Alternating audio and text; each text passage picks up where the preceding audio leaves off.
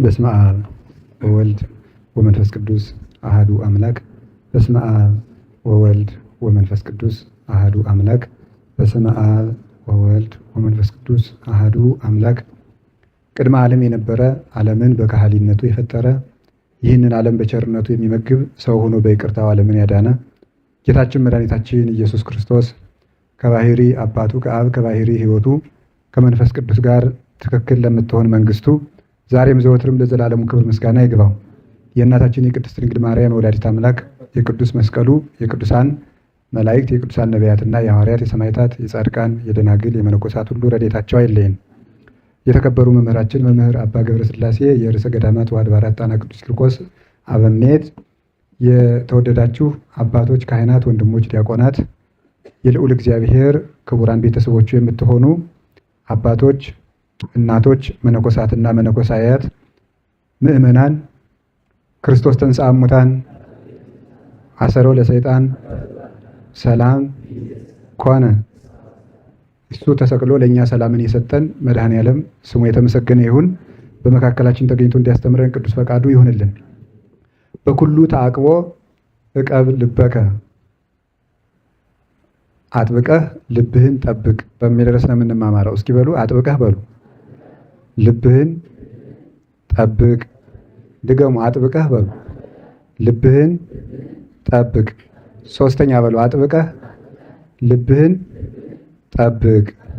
መጽሐፈ ምሳሌ ምዕራፍ 4 ቁጥር 23 ላይ የምናገኘው ኃይለ ቃል ነው። ልብን ስለመጠበቅ ነው ዛሬ የምንማማረው ማለት ነው። አጥብቀህ ልብህን ጠብቅ በሚል ርዕስ ነው የምንማማረው። ልብን ስለመጠበቅ እንማማራለን። ለምንድን ነው ዛሬ ልብን ስለመጠበቅ የምንማረው? ቀጥሎ መጽሐፍ ቅዱስ ላይ በዚሁ አንቀጽ እስመ ውእቱ ነቃ ሕይወት፣ የሕይወት መውጫ ከእርሱ ነውና ይላል። ማን? ልብ። ልብ የሕይወት መዝገብ ነው። ሕይወት የሚገኘው ከልብ ነው። ሕይወት ከልብ ስለሚወጣ ከሁሉ አብልጠህ ልብህን ጠብቅ ነው። ሰው የሕይወቱ ጉዳይ የሚወሰነው በልቡ ነው። በልቡ ይወሰናል። ልቡ ከተበላሸ ሕይወቱ ሁሉ ይበላሻል። ልቡ ከሰመረለት ደግሞ ሕይወቱ ሁሉ የሰመረ ይሆናል ማለት ነው። ስለዚህ የሰው ሞቱም ሕይወቱም በልብ የተያዘ ነው። በዚህ ጉባኤ ሁልጊዜ ስንማማር የምንማማረው አንድ ክፍተታችን ሞልተን የእግዚአብሔርን መንግስት ለመውረስ ነው። ሌላ ዓላማ የለንም። የእግዚአብሔርን መንግስት ለመውረስ ደግሞ ማድረግ ከሚገባን ዋና ነገሮች እግዚአብሔር ያዘዘንን ስራ መስራት፣ እግዚአብሔርን ማምለክ ነው። እግዚአብሔርን ማምለክና እግዚአብሔርን መውደድ ነው ድህነትን የሚያሰጠን። የዘላለም ሕይወትን እንድወርስ ምን ላድርግ ብሎ ለጠየቀው ሰው ጌታ የመለሰለት ጥያቄም እግዚአብሔርን በፍጹም ልብህ፣ በፍጹም ሕሊናህ፣ በፍጹም ኃይልህ ውደድ የሚል ነው የተነገረው። እግዚአብሔርን በፍጹም ልብህ፣ በፍጹም ሕሊናህ፣ በፍጹም ሐሳብህ፣ በፍጹም ኃይልህ ውደድ ነው ያለው። ስለዚህ እንድድን የዘላለም ሕይወት እንደወርስ ምን ላድርግ ብሎ ሲጠይቅ እግዚአብሔርን በፍጹም ልብህ ውደድ ነው ያለው። ከዚህ የተነሳ ከልብ ሕይወት ይገኛል ማለት ምን ማለት ነው? አምልኮተ እግዚአብሔር ራሱ ከልብ ነው የሚነሳው። እግዚአብሔርን ማምለክ ሃይማኖት ራሱ ከልብ የሚነሳ ነው፣ በልብ የሚወሰን ነው። እግዚአብሔር ልብን ይመለከታል፣ ሰው ደግሞ ፊትን ያያል ተብሎ በቅዱስ መጽሐፍ ተጽፎልናል። እግዚአብሔር ልብን ነው የሚመለከተው፣ ሰው ፊትን ያያል። ሰዎችን በልባችን የያዝነውን ይዘን ልባችን ማየት ስለማይችሉ አታለናቸው ማለፍ እንችላለን። ሰድበን አልሰደብኩም ማለት እንችላለን። ነቅፈን ሲያበቃ አይ አንተ ገምተህ ነው እንጂ እኔ እንደዚህ አላሰብኩትም ልንል እንችላለን። ዋሽተን አይ እኔ አልዋሻውም ራስህ ነው ያልክ ልንል እንችላለን። እግዚአብሔር እንደዚህ አይባልም። ሁሉን ገልጦ ያያል። ሁሉ በፊቱ እንደ ስጦ የተሰጣ ነው። ስለዚህ እግዚአብሔርን የምናመልከው በምንድን ነው ከተባለ በልብ ነው የምናመልከው። የሕይወት መውጫ ከእርሱ ነውና ሕይወት የሚወሰነው እግዚአብሔርን በልብ በመውደድ በልብ በምናስበው ሐሳብ ነው። ሐሳባችን ነው። ልጄ ልብህን ስጠኝ የሚለው ለዚህ ነው። እግዚአብሔር እጅ ስጡኝ፣ ጆሮ ስጡኝ፣ እግር ስጡኝ ብሎ ራስክን ስጠኝ ብሎ ከህዋሳት አንዱንም አልጠየቅም። ልብህን ስጠኝ ነው ብሎ የተናገረው። እግዚአብሔር የሚፈልገው ልብ ነው። ስለዚህ ክፉ ስራዎች ሁሉ ከልብ ነው የሚነሱት። በጎ ስራዎችም ከልብ ነው የሚነሱት። እስመ እምተረፈ ልብ ይነብብ አፍ ብሏል ጌታም በወንጌል የማቴዎስ ወንጌል ምዕራፍ 15 ላይ ከልብ ሞልቶ የተረፈውን አፍ ይናገራል ብሏል። ከልብ ሞልቶ የተረፈውን አፍ ይናገራል። ስለዚህ ደቀ መዛሙርቱ እጃቸውን ሳይታጠቡ በሚበሉበት ጊዜ ለምንድን ነው ደቀ መዛሙርቱ እጃቸውን ሳይታጠቡ የሚበሉት ብለው ቢጠይቁት ከልብ የሚወጣው ነው እንጂ ወደ አፍ የሚገባው አያረክስም አላቸው። ስለዚህ ወደ አፍ የሚገባው አያረክስም ማለት በጾሙም በሌላውም ጊዜ ዝም ብለን ብንበላ አያረክሰንም ለማለት ሳይሆን ከልብ የሚወጣው ቂም፣ ዝሙት፣ ክፉ ሐሳብ፣ በቀል፣ ቅናት ሰውን ያረክሰዋል እንጂ እጅን ታጥቦ መብላትና ለመብላትስ ልብን አያረክሰውም ብሎ ተናግሯል። ስለዚህ ሰውን የሚያረክሰው ከየት ነው ሲባል ከልብ የሚወጣው ነገር ነው። ስለዚህ ልባችሁን ጠብቁ። ልብን መጠበቅ የአምልኮተ እግዚአብሔር መነሻም መጨረሻም ነው። ክርስቲያንነታችን መጠበቅ የምንችለው ልባችን ከጠበቅን ነው። ሃይማኖታችን መጠበቅ የምንችለው ልባችን ከጠበቅን ነው። ስርዓት የምንጠብቀው ልባችን ሲጠበቅ ነው። ራሳችን ራሱ መጠበቅ የምንችለው ልባችን ከተጠበቀ ነው። ልብ ከፈረሰ ሁሉ ይፈርሳል። መኖራችን የልብ ጉዳይ ነው። ልቡናሁ ለብእሲ መንፈሱ ይእቲ ብለዋል ቅዱስ አትናቴዎስ ሃይማኖተ አበው ላይ ሲናገር የሰው ህይወቱ ልቡ ነው ብሏል። የሰው ህይወቱ ልቡ ነው። ነፍሱ ልቡናው ናት፣ ልቡናውም ህይወቱ ነው። የሰው ህይወቱ ነፍሱ ናት፣ ነፍሱ ደግሞ ልቡ ናት። ስለዚህ ልቡን የጠበቀ ሰው ነፍሱን ይጠብቃል። ነፍሱን የጠበቀ ሰው ደግሞ ህዋሳቱን ያድናቸዋል ከክፉ ነገር። ብዙ ነገሮች እያቀድናቸው የሚፈርሱብን ምክንያት ልብ ስላላመነበት ነው። መልካም ነገሮች ሁሉ ክፉ ነገሮችም አንድ ጊዜ ልብ ካቀደ በኋላ እነዚያን ነገሮች ማስተካከል ጨርሶ የማይቻል ነው። ልብ እንደ መንገድ ያለ ነው። መንገድ ነው። ልብ መንገድ ነው። መንገድ ስለሆነ አጥር ካልታጠረ በጣም ብዙ የሚረግጡት ነገሮች አሉ። እነዚያ ሁሉ ከረገጡት በኋላ ልብን አርሶ ቆፍሮ ዘር መዝራትና ማብቀል አይቻልም። ታስታውሳላችሁ ጌታ በወንጌል እንደተናገረ የማቴዎስ ወንጌል ምዕራፍ 13 ላይ ዘሪው ሊዘራ ከወጣ በኋላ ዘሪው ዘሩን ሲዘራ በአራት ቦታዎች ላይ ወድቀዋል። ከአራቱ ቦታዎች ላይ አንዱ የወደቀው ምን ላይ ነበር የወደቀው? መንገድ ላይ የወደቀ ነበር ይላል። መንገድ ላይ የወደቀውን ወፎች መጥተው ለቀሙት። መንገድ የተባለ ምንድን ነው? ልብ ነው። በመንገድ ላይ የወደቀ ወፎች መጥተው ለቀሙት ተብሎ የተነገረ ስለምንድን ነው? መንገድ ምን አይነት መሬት ይመስላችኋል? በቀላሉ ልትጭሩት የማትችሉት ነው። ለምን? ብዙ ሰው ሲረግጠው ኑሮ በጣም የጠበቀ የአለትን ያህል ጥንካሬ ገንዘብ ያደረገ መሬት ነው። ያንን መሬት በቀላሉ ነገር መቆፈርም ማረስም አይቻልም። እና መንገድ ይሄ የሆነ ልብ ማለት ብዙ ጉዳዮች የረገጡት ልብ ማለት ነው። ብዙ ጉዳዮች የረገጡት ልብ ያንን ልብ አያበቅልም ማለት ያንን ብንዘራበት አያበቅለውም፣ ዘሩ ወደ ውስጥ አይገባም። የሰውን ልቡን ብዙ ነገር ከተመላለሰበት በኋላ ቃል እግዚአብሔር ቢዘራበት ወፍ እየመጣ ይለቅመዋል እንጂ አያበቅለውም፣ ወደ ህይወት አይለውጠውም። ቢያነብም ቢማርም አይለወጥም። ስለዚህ ልባችሁን ጠብቁት ማለት ብዙ እግር እንዳይረግጠው ማለት ነው። ብዙ እግር እንዳይሄድበት።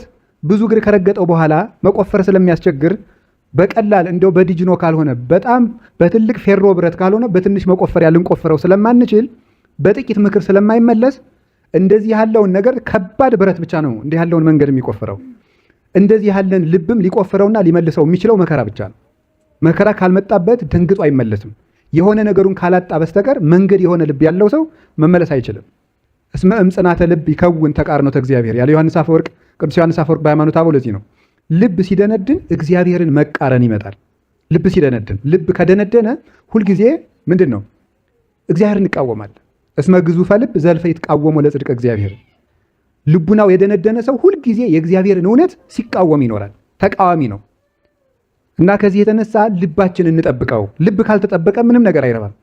ብናስቀድስም ብንጸልይም እንትን ነው የሚሆኑት። ተውኔት ታውቃላችሁ አይደል? ታውቃላችሁ። ተውኔት ድራማ ማለት ነው። እንደሱ ነው የሚሆነው ማለት ነው። በተግባር እናደርገዋለን ዝም ብለን እንጂ ድነት የሚያሰጥ አይደለም። ማመንና የዘላለም ሕይወት የሚያሰጥን ስራ መስራት ደግሞ በልብ ጨምሮ ሲሰሩት እንጂ እንደ ድራማ በተግባር ብቻ ቢያከናውኑት ምሕረት አያሰጥም። እንሰግዳለን እኮ፣ እንጾማለን እኮ፣ እንጸልያለንም፣ ምጽዋትም እንሰጣለን፣ ሰው ከሚውልበት እንውላለን፣ በዓል እናከብራለን፣ ታቦት ሲወጣም እልል እንላለን። ብቻ ሰው የሚያደርገውን ሁሉ እንጸድቃለን ብለን እናደርገዋለን። ከልብ ጋር ካልተያያዘ ግን ምንም ታውቃላችሁ አይደል? ሰይጣን አሁን ጾመኛ ነው። ሰይጣን ከተፈጠረ 7516 ዓመት ሞላው። እስከ ዛሬ እህል ቀምሶ አያውቅም። የሰይጣን ጾም አያድንም፣ ልቡ ተቃዋሚ ስለሆነ። እንለፋለን እኮ ሰይጣንም ይለፋል። መልፋት ብቻውን አያድንም፣ ልብ ጋር መያያዝ አለበት። ልባችንን እንጠብቅ፣ የብዙ ነገር መመላለሻ እናድርገው። መለወጥ የሚመጣው ልብ ሲጠበቅ ነው። ታውቃላችሁ አይደል? ሰው ለቤቱ በር እንዴት እንደሚጠነቀቅ ታውቃላችሁ? በጣም ነው የሚጠነቀቀው። ቤቱን በዛች ቀዳዳ ትል እንኳን እንዳይገባት ምኗን ሸጉጦ ለአንድ ቀን እንኳን ብትቀደድበት የሆነች ነገር ደፍኗት ያድራል። ወደ ልቡ ግን በጣም ብዙ ነገር ነው የሚገባው። ልባችን ተበሳስቶ ያለቀ ነው። ብዙ ነገር ይገባል። በቀላሉ ደግሞ ማስወጣት አንችልም። እንደዚያ ከሆነ ህይወትም አይስተካከልም ወይም አያድግም፣ ተመስጦም የለውም።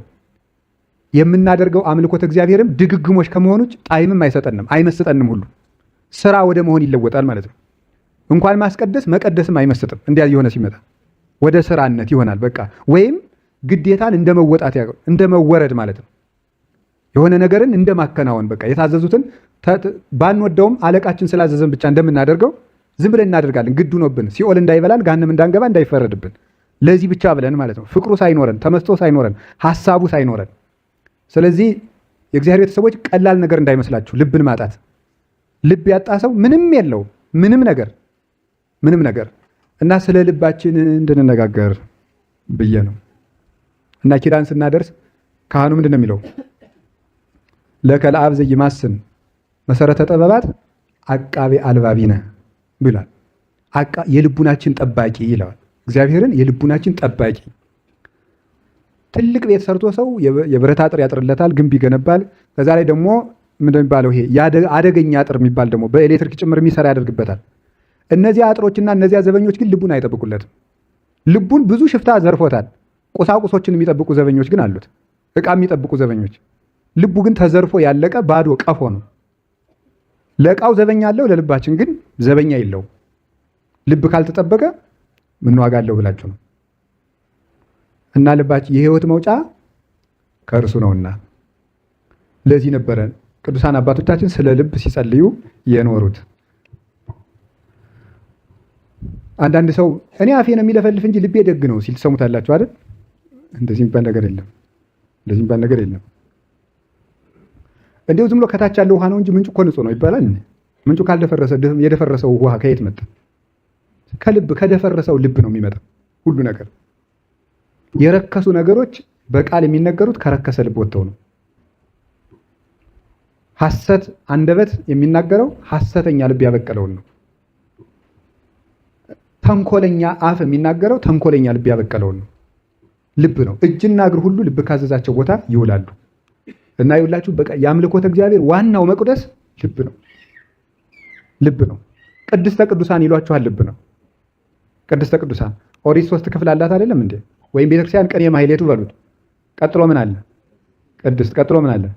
ቅድስተ ቅዱሳን። እና ይሄ ቅኔ ማህሌቱ ምኑን የሚወክል ይመስላችኋል? ስጋችንን የሚወክል ነው። ከራስ ጠጉራችን እስከ እግር ጥፍራችን ያለውን ስጋችንን የሚወክለው። ቅድስት የሚባለው ደግሞ ነፍሳችን የሚወክል ነው። መቅደስ ወይም ቅድስተ ቅዱሳን የሚባለው ልብን የሚወክል ነው። የመጨረሻው ካህናት ገብተው የሚቀድሱበት መቅደስ ነው የሚባለው። ክርስቶስ የሚገባበት ካህናት የክርስቶስ ምሳሌዎች ናቸው። ለዚህ አይደል ለምሳሌ ካህኑ ቀድሶ ሲጨርስ ምንድን ነው የሚያደርገው? ይወጣና ቅዳሴ ሲገባ አሁን ቄሱ ልብሰ ተክህኖ ይለብሳል። ልብሰ ተክህኖ ያረዘመውን ያላጠረውን ልኩ የሆነውን መርጦ ይልበስ ይላል። ምክንያቱም ካህኑ የመለኮት ምሳሌ ነው።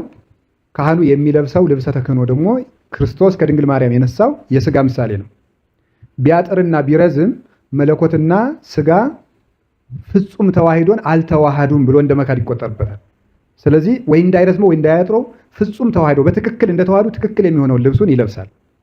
ከዚያ በኋላ ካህኑ ቅዳሴ ከገባ ጀምሮ ቅዳሴ እስኪወጣ ድረስ እስከ ሰረሆተ ህዝብ እስኪያሰናብት ድረስ ያለችው ጊዜ ጌታችን ኢየሱስ ክርስቶስ በዚች ምድር የቆያት ጊዜ የምትወክል ናት። የክርስቶስን የምድር ዕድሜ የምትወክል ናት የቅዳሴዋ ጊዜ። ካህኑ በዚያ ቅዳሴ ውስጥ ህዝቡን በረከት ይሰጣል፣ ያነጻል፣ ይቀድሳል። ጌታችን ኢየሱስ ክርስቶስ በምድር ላይ 33 ዓመት የቆያት ዕድሜ የማንጻት ጊዜ የመቀደስ ጊዜ ነው። ከልደቱ ጀምሮ እስከ እርገቱ ድረስ ምድርን ሲያነጻና ሲቀድስ ነው። እያንዳንዷን ቀን የተጠቀመባት ፍጥረትን ለመቀደስ ነው። ካህኑም ያነጻል። ለምሳሌ እስከ ፍሬ ቅዳሴ ድረስ ያለው ቅዳሴ የማንጻት፣ የማዘጋጀት፣ የማብራት ቅዳሴ ነው የሚባለው። ህዝቡን ለክርስቶስ ስጋና ደም ሲቀድስ፣ ሲያነጻ፣ ሲያበራ፣ ሲያናጻ ነው የሚቆየው። በኋላ ይቀድሳል፣ ያቆርባል። ካህኑ ቅዳሴ በሚቀድስበት ጊዜ አይደገፍም፣ ከግድግዳው ጋርም አይደገፍም። ቀጥ ብሎ መጨረስ አለበት ቀድሶ ሲጨርስ። ቢደገፍ ግን ክርስቶስ በዚህ ምድር ሳለ አርፎ ነበር ብሎ እንደ ካደ ነው የሚቆጠርበት። ክርስቶስ እንዳላረፈ የሚቀድሰው ቄስም አያርፍም፣ አይደገፍም፣ ምንም አይልም፣ ቀጥ ብሎ ይጨርሳል። ከዚያ በኋላ ምን ያደርጋል?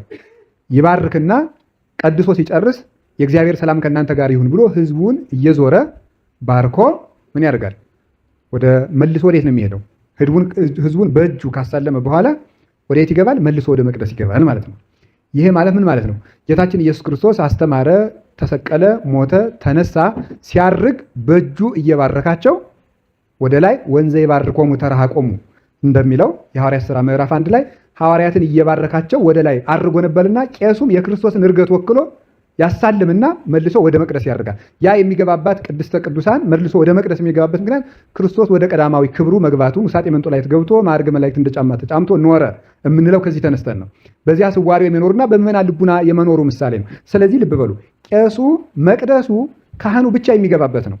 ልባችን ክርስቶስ ብቻ እንዲገባበት የተፈቀደ ነው ቅድስተ ቅዱሳን የሚባለው እና ስለዚህ መቅደሱ ልዩ ክብር እንደሚሰጠው ከቅኔ ማህሌቱ ቅድስቱ ይከብራል። ለምሳሌ በቅድስቱ የሚቆሙት የሚቆርቡ ብቻ ናቸው። ከሚቆርብ ሰው ውጭ በቅድስቱ ገብቶ የመቆም ስልጣን የለውም፣ አልተፈቀደለትም። ከቅድስቱ ከቅኔ ማህሌቱ ቅድስቱ እንደሚከብረው ከስጋ ክብር የነፍስ ክብር ይበልጣል። ከቅድስቱ የመቅደሱ ክብር እንደሚበልጠው ከዚህኛው ደግሞ ከነፍሳችን ደግሞ የልብ የመጨረሻዋ የልብ የነፍስ የመጨረሻዋ ቅድስናዋ ንጽሐ ልቡናዋ ይበልጥላታል። ስለዚህ ስጋ አይምሮ ወይም ህሊናና ልቡና ናቸው ቅኔ ማህሌት፣ ቅድስት፣ መቅደስ የሚባሉት። ስለዚህ የመጨረሻው ለካህኑ ብቻ። በብሉይ ኪዳን ደግሞ ስትሄዱ በኋላ እነግራችኋለሁ እንዴት እንደሆነ። በብሉይ ኪዳን ደግሞ ስንመለከት በብሉይ ኪዳን ዘመን በቅድስተ ቅዱሳኑ መግባት የሚችለው ማን ነው? ሊቀ ካህናቱ ብቻ ነው። ሊቀ ካህናቱ ብቻ በቅድስተ ቅዱሳኑ ይገባል። ሌዋውያን በውጭ ነው የሚገቡት። ፍጡራን አፋውን ይባርካሉ። መልአክም ሆነ ካህንም ሆነ በአፋ ነው የሚባርከው። ልብ ውስጥ ገብቶ የሚያድረው የሚቀድሰው ሊቀ ካህናት ኢየሱስ ክርስቶስ ነው። በሐዲስ ኪዳን መቅደሶቹ እኛ ነን።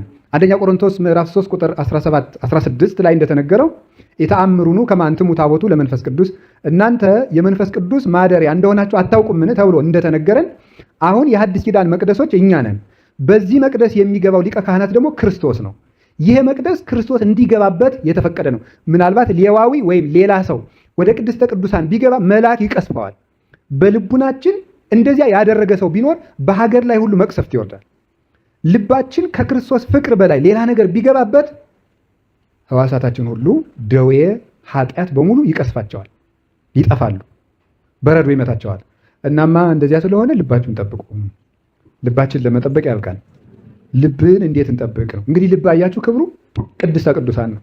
የእያንዳንዳችን ልብ የሐዲስ ኪዳን መቅደስ ነው፣ ሊቀ ካህናቱ የሚገባበት እርሱም ክርስቶስ ነው። እንዲህ ብሎ እንደነገረን እመቦ ዘአቀበ ቃሌ አነ ወአብ ንመጽእ ኀቤሁ ወንገብር ምዕራፈ ውስቴቱ፣ ቃሌን የሚጠብቅ ሰው ቢኖር እኔም አባቴ መተን በሱ እናድራለን ብሏል። የዮሐንስ ወንጌል ምዕራፍ 14 ቁጥር 22 ላይ ቃሌን የሚጠብቅ ሰው ካለ እኔም አባቴ መተን እናድራለን። የአብና የመንፈስ ቅዱስን ሲነግረን የወልድን የመንፈስ ቅዱስን ደግሞ ቅዱስ ጳውሎስ ነገረ። እናንተ የመንፈስ ቅዱስ ማደሪያ አይደላችሁምን ብሎ አንዱ አካል እንደማይቀር ሲያጠይቅ፣ ስለዚህ ለሶስቱ አካል መግቢያ ሊቀ ካህናት ኢየሱስ ክርስቶስ ከባሕሪ አባቱ ከአብ ከባሕሪ ሕይወቱ ከመንፈስ ቅዱስ ጋር በተገናዝቦ ባለበት ከወይን ጸንቶ እርሱ ገብቶ የሚቀድሰው ትክክለኛው መቅደስ ልብ ነው። ልብ ነው። ልብ ነው። ምዕመናን አሁን ታያላችሁ አይደል? ደስ ይለኛል። ብዙ ምዕመናን ቅኖች ስለሆነ በተለይ ሴቶቹ ናቸው ይሄን የሚያደርጉት። ቤተክርስቲያን ይጠርጋሉ አይደል? አይታችሁ አታውቁም? አታውቁም? ታውቃላችሁ? አሁን አባ ሰላማ አሉ፣ ብዙ ጊዜ ይጠርጉላቸዋል እንግዶች ሲመጡ፣ ጽዮንን ማለት ነው። ስለዚህ ሴቶቹ ይጠርጋሉ። ግን ጥሩ ነው መጥረጋችሁ። ልባችሁ ግን ስለ መጥረግ አስባችሁ ታውቃላችሁ? ቤተክርስቲያን መጥረግ ስለሆነ እንደ ልዩ ክብታል። ቤተክርስቲያን ላጸዳ ነው፣ ለበረከት አለ። ለበረከት ግን ልባችን የሚጠረገው መቼ ነው? ኦሪት ዘሌዋውያን ላይ ሲናገር የበጉን ለመስዋዕት የሚቀርበውን በግ ኩላሊቱንና ልቡን ንጹህ አድርገህ እጠበው ይላል። ንጹህ አድርገህ እጠበው፣ ራሱን ጭምር እንዲያጥበው። የበጉን ራስ ያጥበዋል፣ ኩላሊቱን ያጥበዋል፣ ልቡን ያጥበዋል። ይህ ምን ማለት ነው? ራሳችሁ ማለት ርዕሰ ልቡናችሁን ፈጽማችሁ ንጹህ አድርጉ ነው። በግ የተባለ ደግሞ ዛሬ ምንድን ነው? ዛሬ በሐዲስ ኪዳን በግ የሚባለው እያንዳንዱ ክርስቲያን ነው። አሁን ለክርስቶስ የምናቀርበው የምናርደው በግ የለም። ዛሬ የምናቀርብለት መስዋዕት እሱ ነው። አኀዊንን አስተበቁአክሙ በሳይሉ ለእግዚአብሔር ከመ ታቅርቡ ነፍስተክሙ መሥዋዕተ ንጹሐ ወሕያወ ወቅዱሰ ለእግዚአብሔር። ሮሜ ምዕራፍ 12 ቁጥር 1 ጀምሮ ሲናገር ቅዱስ ጳውሎስ ወንድሞቻችን በእግዚአብሔር ቸርነት እንማልዳችኋለን ሰውነታችሁን ንጹሕና የተወደደ ሕያው መሥዋዕት አድርጋችሁ ለእግዚአብሔር ታቀርቡት ዘንድ ይላል። ሕያው ንጹሕ የተወደደ ዋጋ የሚያሰጥ መሥዋዕት አድርጋችሁ ለእግዚአብሔር ታቀርቡ ዘንድ ወንድሞቻችን እንለምናችኋለን ይላል። ሰው ለእግዚአብሔር የሚያቀርበው መሥዋዕት የገዛ ሰውነቱ ነው። ያ ደግሞ ልቡ ነው። ልብ ለእግዚአብሔር የምናቀርበው መሥዋዕት ነው። ቅዱስ ዳዊት ይላል ወጽንሐኒ ትሰምር አትወድም እጅ ብትወድ ዕጣኑንም መሥዋዕቱን ባቀረብኩልህ ነበረ። መሥዋዕቱ ለእግዚአብሔር መንፈስ የዋህ ለእግዚአብሔር የሚቀርበው ንጹሕ መሥዋዕት የተሰበረ ልብ ነው፣ ቅን ሕሊና ነው። ልበ ትሑት ወየዋህ ይሜንን እግዚአብሔር ትሑት ሰብእናን ቅን ልቡናን አይንቅም ይላል። ለእግዚአብሔር የሚቀርብለት መሥዋዕት የተሰበረ ልብና ቅን ሕሊና ነው። ይህን የሚፈልገው አፋዊ ነገሮች አይደለም። ጌታ ወንጌል ላይ ሲያስተምር ሰምታችሁለን። ወለዘንቱሰ ኩሎ አሕዛበ ምድር ዘአፋ ያስስዋ። አሕዛብን ምን እያለ የሚጠራቸው? ዘአፋ እያለ የሚጠራቸው። እነዚህንማ በአፋ ያሉ አሕዛብ ሁሉ ይሹታል ነው የሚለው። አሕዛብ ዘአፋ ነው የሚባለው። እኛ ዘውስጥ ነን። ውስጣዊ ሰዎች ስለሆን መሥዋዕታችን ውሳጣዊ ነው። እና ከልብ እኔ ልብ ከሌለው ድንግል ልብ ያለው ዘማዊ ይሻለኛል። ልብ ትልቅ ነገር ነው። ሳያስብ ንጹሕ ከሆነ ሰው እያሰበ ደካማ ሰው ይሻላል። ሐሳብ የሌለው ሰው ከንቱ ነው። ዝም ብሎ በቃ አለል ዘለል ብሎ የሚኖር ማለት ነው። አለል ዘለል የሚል አለል ዘለል ማለት ልል ዘሊል አትሆን የሚለው ለዚህ ነው። ቅዱስ ዮሐንስ አፈወርቅ ልል ዘሊል ይሄ ዝም ብሎ ማስረዳት ሲያቅት እኮ ነው እንደዚህ የሚባለው። እንደዚህ ማለት ዝርግ ህይወት የሚኖር ማለት ነው። እንደዚህ ያለው ሰው የማይደነግጥ የማይፈራ እንዲሁ የሚል ሰው ማለት ነው። ከቃሉ ጋር ናቸው። እግዚአብሔር ከሁላችሁ ጋር። አጥብቀህ ልብህን ጠብቅ በሉ እስቲ። አጥብቀህ ምንህን ጠብቅ? ልብህን ጠብቅ። ምን ስለሆነ? የህይወት መውጫ ህይወት ክርስቶስ የሚገባበት ምንድን ነው ያልነው? ቅድስተ ቅዱሳን መቅደስ። ልብ ገነት ነው። እስኪ ልብ ገነት ነው በሉ። ልብ ምንድን ነው? ገነት ነው። ልብ ገነት ነው በእውነቱ ማለት ነው። ልብ ገነት የሚሆነው ለምን ይመስላችኋል? ልብ ገነት ነው። እግዚአብሔር በልብ ይተከላል። ከዚያ የህይወት ፍሬ የምናፈረው ምግባር የምናፈረው በህዋሳቶቻችን ናቸው። እጅ፣ እግር፣ አፍ፣ አይን፣ ጆሮ የልብ ፍሬ መውጫዎች ናቸው። ገነት ማለት የአትክልት ቦታ ማለት ነው። በጣም ጥሩ ጥሩ ተክሎች ያሉባት ነው። ልብ ውስጥ ምን ይደረጋል? እግዚአብሔር ይተከላል። ከዚያ በኋላ እግዚአብሔር ከተተከለ በኋላ እግዚአብሔርን በልባችን የመተከሉ ፍሬ በእጅ ይገለጣል፣ በአይን ይታያል፣ በጆሮ ይታያል፣ በአፍንጫ ይታያል፣ በእግራችን ይታያል፣ በእንቅስቃሴያችን ይታያል፣ በአነጋገራችን፣ በአበላላችን፣ በአኗኗራችን፣ በአስተያየታችን ይታያል ፍሬዎቹ። ስለዚህ ልብ ገነት ነው። ለዚህ ነው አረጋዊ መንፈሳዊ ልቡ ለባሕታዊ ገነተ ተድላ። የባሕታዊ ልቡ ተድላ ደስታ ያለባት ምንድን ነው ያለ? ገነት ነው።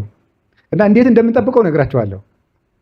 እና ሔዋን ይህን ሁሉ ዕዳ ለእኛ ጭምር ሊያመጣችብን ገነት ውስጥ እባብን በማዳመጧ ነው። የእባቡ የዲያብሎስ ሐሳብ ወደ ገነት ወደ ልብ ገነት ከገባ ያን ጊዜ ልብ ይሰበራል። ገነት ውስጥ ገነት በዲያብሎስ ተደፈረች ማለት ነው። መጀመሪያ እግዚአብሔር ከምንድን ነው ያስወጣ? ሔዋንና አዳምን በሞት ከመቅጣቱ በፊት ከልብ ነው ከገነት ነው ያስወጣቸው። ከገነት ማስወጣት ማለት እግዚአብሔር በዲያብሎስ ምክር ተታለን ልባችን ውስጥ እግዚአብሔር ጸንቶ እንዳይኖር ካደረግን መጀመሪያ ልብ ነው የሚነሳል። እግዚአብሔርን እንደ እግዚአብሔርነቱ እያወቁት ስላላከበሩት ለማይረባ አይምሮ አሳልፎ ሰጣቸው ያለው ቅዱስ ጳውሎስ ይሄን ነው። ልብ ሲነሳ ማለት ነው። እግዚአብሔር ልብ ይነሳል እምቢ ካሉት ማለት ነው። አዳምና ሔዋን መጀመሪያ ያጡት ገነት ልብ ነው እና ልብ ገነት ነው። እግዚአብሔር የሚተከልበት በሱራፌ የሚጠበቅ ረቂቅ ሀገር ነው። የደስታ ምንጭ ነው። እምከመ ይትፌሳህ ልብ ይበርህ ገጽ። ገነት የደስታ ምንጭ ናት። ልብ ሲደሰት ፊት ይበራል። እምከመ ያሐዝን ልብ ይደምን ገጽ። ልብ ሲያዝን ደግሞ ፊት ይጠቁራል ይላል። አሰሩ ለልብ ብሩህ ገጽ። የልብ መታወቂያው ብሩህ ገጽ ነው ይላል። ፊት ይበራል። ቅዱሳን በነገራቸው ላይ እየበቁ ሲሄዱ ምን እያሉ ነው የሚሄዱ? ፊታቸው ምን እያለ ነው የሚሄዱ? እያበራ ማለት ነው። አዝነው እንኳን ይደሰታሉ ማለት ነው። አዝነው እንኳን ይደሰታሉ። በፍጹም የሚደነቅጥ የተኮሳተረ ፊት አይኖራቸውም። እና ልብ ገነት ነው። መጀመሪያ ልንገራችሁ፣ እዚያችኛይቱ ገነት ከመግባታችን በፊት ወደ ልባችን እንግባ። ልባችን ውስጥ ከገባን ገነት እንገባለን። ወደ ልባችን እንመለስ። ገነት ይሏችኋል ልብ ነው፣ የሆነ ሀገር አይደለም። ወደ ልብ አገር ዝም ብለን በውጭ እያበርን ነው። ወደ ልባችን ወደሚገባን ሐሳብ መመለስ አለብን። እሱን ነው ገነት ያለ። ልብ ሰማይ ነው። ሰማይ እኮ ነው ልብ። የልባችሁን ክብር እንድታውቁት ብዬ ነው። እስቲ ልብ ሰማይ ነው በሉ። ምን አላችሁኝ? ልብ ሰማይ ነው። እግዚአብሔር ፍጥረትን ሲፈጥር እሁድ 8 ፍጥረታትን ፈጥሯል። ሰኞ ምን ፈጥሯል? ጠፈርን። ማክሰኞ ምንም ፈጥሯል? አቤት እጽዋትን ፈጥሯል። ረቡዕ ምንም ፈጥሯል? ፀሐይ፣ ጨረቃ፣ ከዋክብትን ፈጥሯል ማለት ነው። የማክሰኞ ፍጥረታት ምንድን ናቸው? የማክሰኞ ፍጥረታት ምንን የሚወክሉ ይመስላችኋል? ሰኞ ምንድን ነው ያደረገው? እግዚአብሔር ውሃውን ሰበሰበው አይደል እንዴ? ሰኞ ውሃውን እግዚአብሔር ሰበሰበው፣ በየቦታው ሰበሰበና ከአራት ቦታ ከፈለው። እዚያ ውስጥ አንገባም ጊዜያችን ለመቆጠብ። ሰኞ ከምድር ላይ ውሃውን እግዚአብሔር አነሳና ይሄ ምን ማለት ነው? ማክሰኞ ምድር ምን አለ? ታብቅል አለ። መጀመሪያ ሰው በላዩ ላይ የታቆረው የኃጢአት ውሃ ካልተራገፈለት ምግባራትን ሊያፈራ አይችልም። ስለዚህ ትክክለኛይቱ የመጀመሪያይቱ ምድር ሰውነታችን ነው። ይሄ አፋዊ ሰውነቱ እሱ ነው። ውሃው ይሰብሰብ ማለት ኃጢአት ይልቀቀው፣ ጎርፉ ይድረቅለት ማለት ነው። ንስሐ ይደርቃል። ከዚህ በኋላ ይሄ ሰውዬ ምን ያደርጋል? ማፍራት ይጀምራል፣ ማበብ ይጀምራል። እነዚያ ፍሬዎቹ የመንፈስ ቅዱስ ፍሬዎች ናቸው። ምድር ሰውነታችን ነው።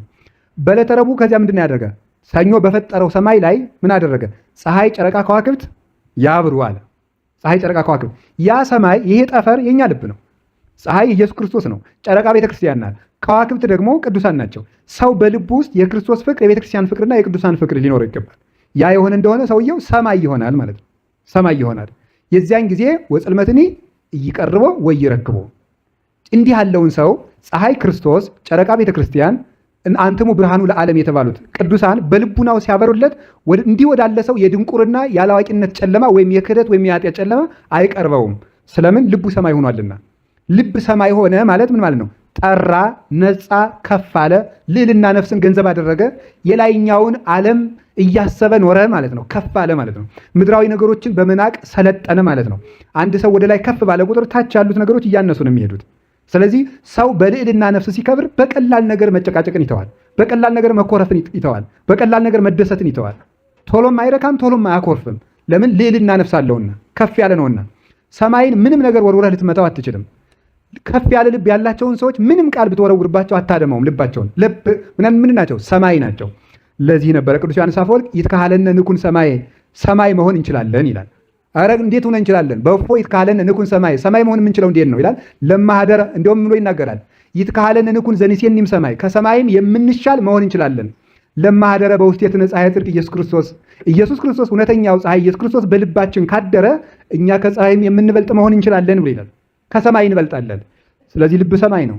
ልብ ገነት ነው። ልብ መቅደስ ነው። ልቡን የጠበቀ ሰው ሁሉን ማድረግ ይችላል። እንደ ሀገራችን ገበሬ ያላያችሁትም እንደ የሚተርተውን ተረት ቅንቡር ሴት ትሄዳለህ አለዋል። መተማ እንዴ ትደርሳለህ። ልብም አለ። ልብ ካለ ቅንቡርስም ቢሆን ይደርሳል። ልብ ከሌለ ግን አውሮፕላንም አይደርስም። ሾፌሮቹ ከተኙ ምንድነው ካፒቴን የሚባሉት እነሱ ከተኙ ማለት ነው። ልብ ነው ዋናው ነገር። የሚጸድቅ ልብ ነው። የሚማር ልብ ነው። የሚመንን ልብ ነው። የሚጸልይ ልብ ነው። የሚቀድስ ልብ ነው። እጅና እግር አፍ አይደለም የሚቀድሰው፣ እግዚአብሔር የሚያመልከው ልብ ነው። ከልብ የወጣ ነገር ነው መልካሙ። ስለዚህ ከዛሬ ጀምሮ ልባችን እንድንጠብቅ ነው። ልባችን እንዴት መጠበቅ ይቻላል? የልብን ክብር አይታችኋል። የከበረ ልብ ይስጠን እግዚአብሔር። እንደዚህ ያለ ስለሆነ ከሚያረክሱን ነገሮች እንድንጠበቅ ልባችን ትልቅ ነገር ነው። የሕይወት መውጫ ከእርሱ ነው ያለው ለዚህ ነው። የምትድንባቸውን ስራዎች ከልብህ ነው የሚወጡት ነው። የምትድንባቸውን ስራዎች የምትሰራቸው ከልብ ነው። ልብን እንዴት መጠበቅ እንቻላለን? እችን ሀሳቦች ልጠቁማችሁና ይበቃናል። ልብን እንዴት ነው የምንጠብቀው? የመጀመሪያው ልብ የሚጠበቀው እግዚአብሔርን በመፍራት ነው። እግዚአብሔርን በመፍራት ልብ ይጠበቃል። እግዚአብሔርን በመፍራት ሕዋሳትን ለመጠበቅ አስቀድሞ ምን መጠበቅ ይገባል? ልብን መጠበቅ። ልብን ማን ሊጠብቀው ይገባል? ፈሪሃ እግዚአብሔር ትፍሥሕተ ልብ ውእቱ ወይሁብ ሐሴተ ወያስተፌስህ ወያነውህ ሕይወተ ይላል መጽሐፈ ሲራክ ምዕራፍ 1 ቁጥር 5 ላይ። እግዚአብሔርን መፍራት የልብ ደስታ ነው። ፍጹም ተድላ ደስታን ይሰጣል፣ ዘመንንም ያረዝማል ይላል። እግዚአብሔርን መፍራት የልብ ደስታ ነው። ልብን የሚጠብቀው እግዚአብሔርን መፍራት። እግዚአብሔርን መፍራት ለፈራሄ እግዚአብሔር ይሴኒ ዳህሪቱ። እግዚአብሔርን የሚፈራ ሰው መጨረሻው ያማረ ነው ይላል ሲራክ። እግዚአብሔርን የሚፈራ ሰው መጨረሻው ያምራል። እግዚአብሔርን የማይፈራ ሰው ግን ጀምሮ ነው የሚቀረው። ወዲያው ነው ሁሉ ነገር ታይቶ መጥፋት ነው፣ እንደ ጸከንቱ ነው። ፈሪሃ እግዚአብሔር ያለው ሰው ግን እሾህ ቢወጋው ነቅሎ ይሄዳል። እንቅፋት ቢመታው አንክሶ ይደርሳል። ቢሰበር እግሩን ጠምጥሞ ካሰበው ይደርሳል። እግዚአብሔርን መፍራት በልቡ ነው ያለው ሰው። እግዚአብሔርን ሳይፈሩ የጀመሩት ስራ ግን በጥሩ ፍጥነት ብንጀምረው፣ በተከናወነ አይምሮ ብናከናውነው ብንጀምረው፣ በጣም ብዙ አይላፍን ሰብስበን ብንጀምረው ይበላሻል። እግዚአብሔርን መፍራት ይቀድማል። እግዚአብሔርን መፍራት ማለት ምን ማለት ይመስላችኋል? እግዚአብሔርን ማክበር፣ ለእግዚአብሔር መጠንቀቅ ማለት ነው። ለእግዚአብሔር መጠንቀቅ፣ እግዚአብሔርን ማክበር። እንደዚህ አሁን ኦርቶዶክስ ውስጥ እንደዚህ አይባልም እንደዚህ አይባልም የሚባል ነገር ይበዛል አይደል? ሌሎች ቦታ ስትሄዱ ደግሞ እንደዚህ ችግር የለም እንደዚህ ችግር የለም የሚል ይበዛል። እንደዚህ አይባልም እንደዚህ አይባልም የሚባለው ለምንድን ነው? ለእግዚአብሔር ምን ያህል እንደምንጠነቀቅ ለመግለጥ ነው። አዎ ቆይ አንድ ሀሳብ ልንገራቸው። አሮንን እግዚአብሔር ለሙሴ ሲያዘው ምንድን ነው ያለው? እግዚአብሔር ለሙሴ ወንድምህ አሮን ወደ ቤተ መቅደስ ሲገባ ልብሱ እንዳይራቆት እስከ ተረከዙ የሚደርስ ቀሚስ ይልበስ፣ እኔ የሰውን እርቃን አይቼ አልታገስምና ይላል። ቆይ አንድ ሀሳብ ልንገራቸው። አሁን የእግዚአብሔርን አይን ልብሱ ጋርዶ ያስቀረዋል? ያስቀረዋል እንዴ? አያስቀረው። ምንድን ነው የሚያስቀረው? ከልብሱ ውስጥ ያለውን ልብ እያየው አይደል? ምን ማለት ነው ታዲያ? እንደዚያ ለእግዚአብሔር በምን ያህል መጠን መጠንቀቅ እንደሚገባል ለማጠየቅ። እግዚአብሔር ትንንሽ ነገሮቻችን የሚወድልንን ያህል ትንንሽ ነገሮች ሳይቀሩ ያስቆጡታል። ይህን ማወቅ አለብን። እስመ ፍቅር ከመሞት ጽኔት፣ ፍቅር እንደ ሞት የጸናች ናት ያለ መኃልየ ሰሎሞን ላይ ለዚህ ነው። ፍቅር እንደ ሞት የጸናች ናት። አጥብቆ የወደደ ሰው በትንሽ ነገርም አጥብቆ ሊጠላ ይችላል። መጠንቀቅ አለበት። ለፍቅሩ ዋጋ ካልተሰጠው፣ ፍቅር የሚከስረው መቼ ነው ከተባለ ለፍቅሩ ዋጋ ሳይሰጠው ሲቀር። ፍቅር ክብር ካልተሰጠው ይጠፋል። ፍቅር ክብርን መንካት የለበትም። ክብር ፍቅርን መንካት የለበትም።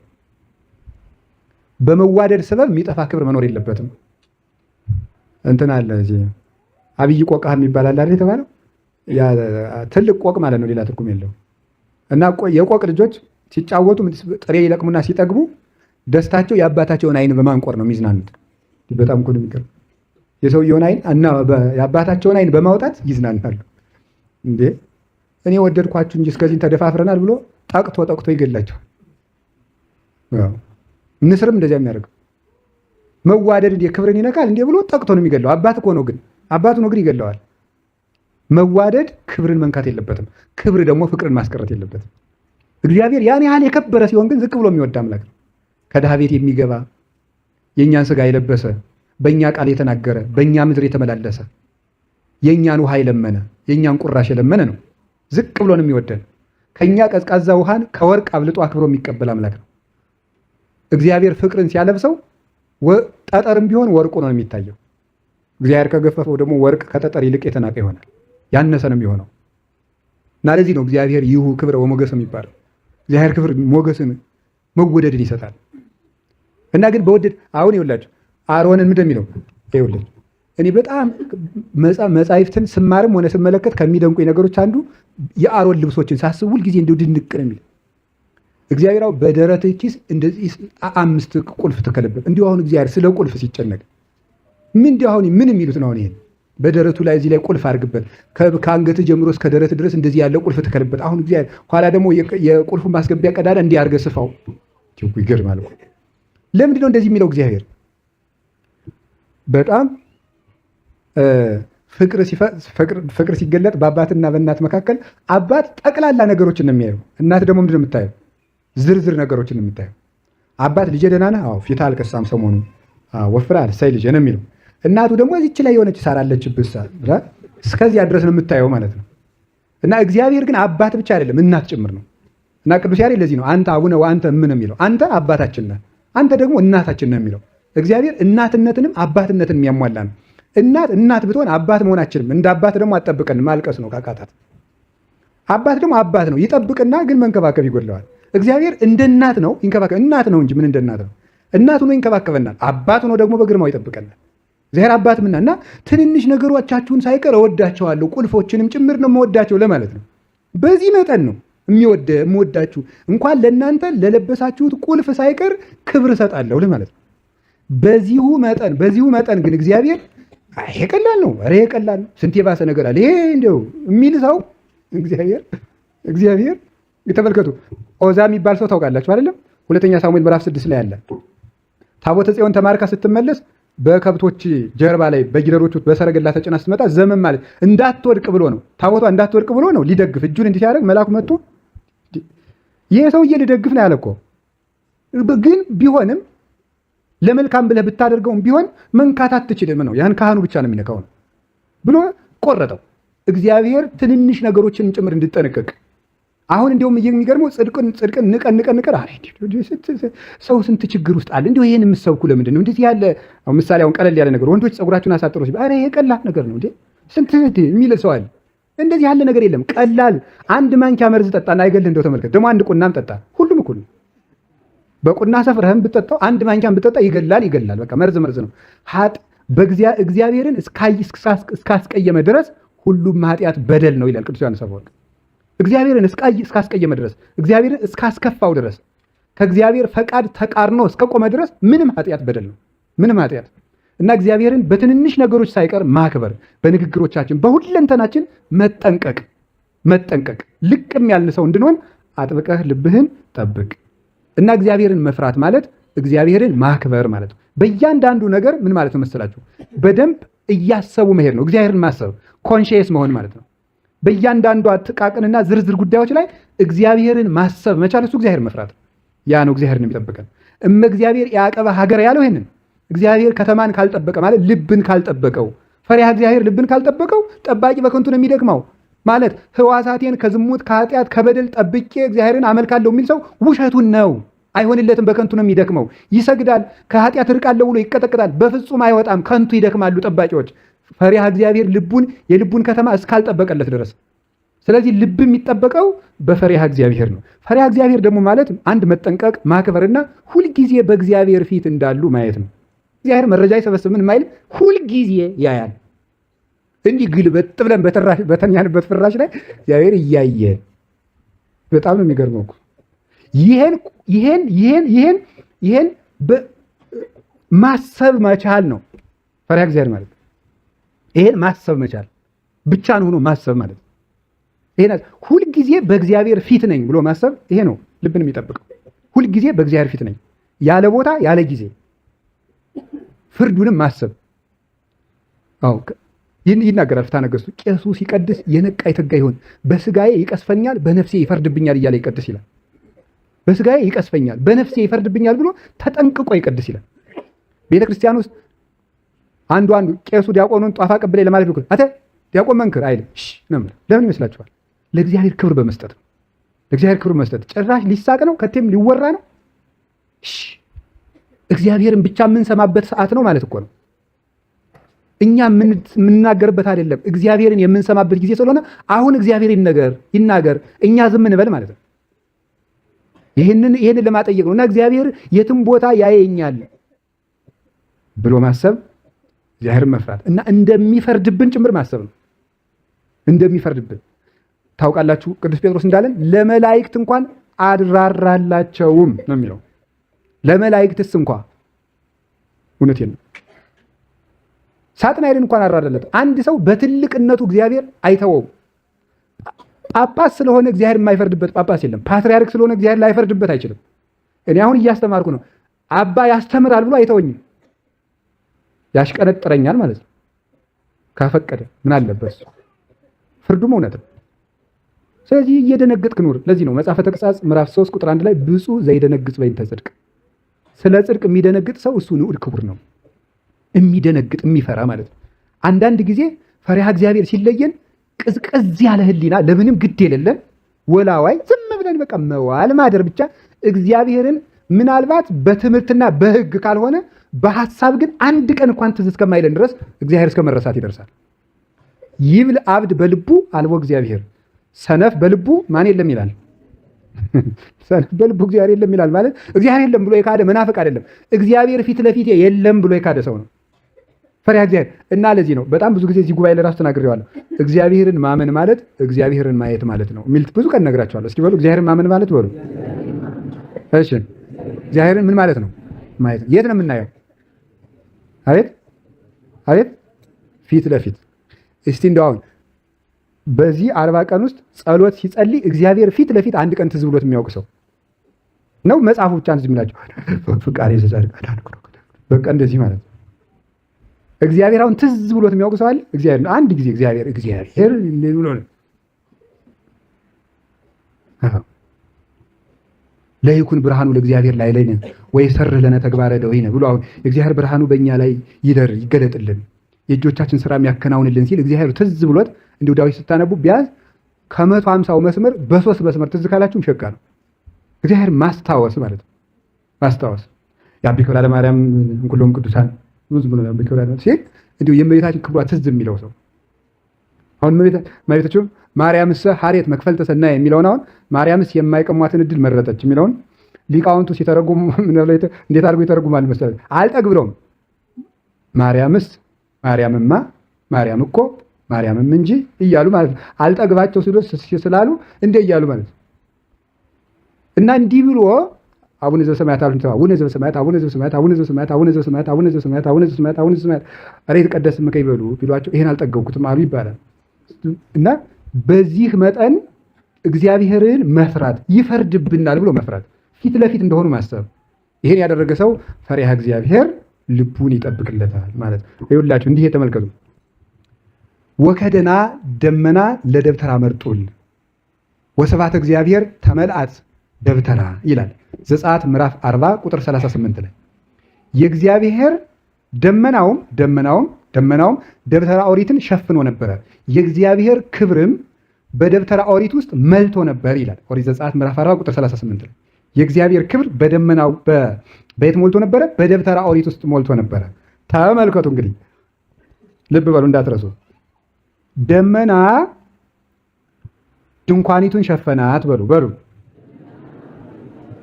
የእግዚአብሔርም ክብር ድንኳኒቱን ሞላ በሉ።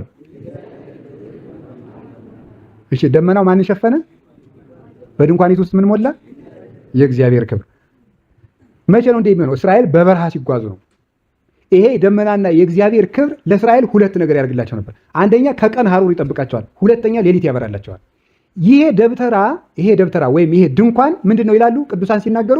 ይሄ የምዕመናን ልብ ነው ድንኳን የተባለ። ከዚያ በኋላ ይሄ ደግሞ የእግዚአብሔር ክብር የተባለ ደግሞ ምንድን ነው? ፈሪሃ እግዚአብሔር የሞላበት ልብ ነው። ደመና የተባለ ደግሞ መንፈስ ቅዱስ ነው። መንፈስ ቅዱስ እንዲህ ያለውን ሰው ከመከራ ይጠብቀዋል። ልቡ ይኸውላችሁ ድንኳኒቱ የእግዚአብሔርን ክብር ሞላል፣ ድንኳኒቱን ደመና ሸፈናል። ደመና ይሳውራል፣ ይጋረዳል፣ ከፀሐይ ሐሩርም ያስቀራል። ልክ እንደዚህ ፈሪሃ እግዚአብሔር በልብ ሲሞላ መንፈስ ቅዱስ ደግሞ ያንን እግዚአብሔርን የሚፈራ ልብ ከመከራ ይጠብቀዋል። እንደዚህ የሆነ ሰው ይላሉ እንደዚች የሆነች ነፍስ እንዲህ ብላ መዘመር ትችላለች። መዓልተ ፀሐይ እያውኢከ ወኢወርህ በሌሊት በመዓልት ፀሐይ አያቃጥልህ በሌሊት ጨረቃ አይቀዝቅዝህ ብላ መጸለይ የምትችለው ይቺ ነፍስ ናት። ለመሆኑ ዳዊቱ ራሱ እኮ ሳይገባ ነው የምንዘምረው። ምክንያቱ ለምንድን ነው? ደብተራ ብርሃን ናታ።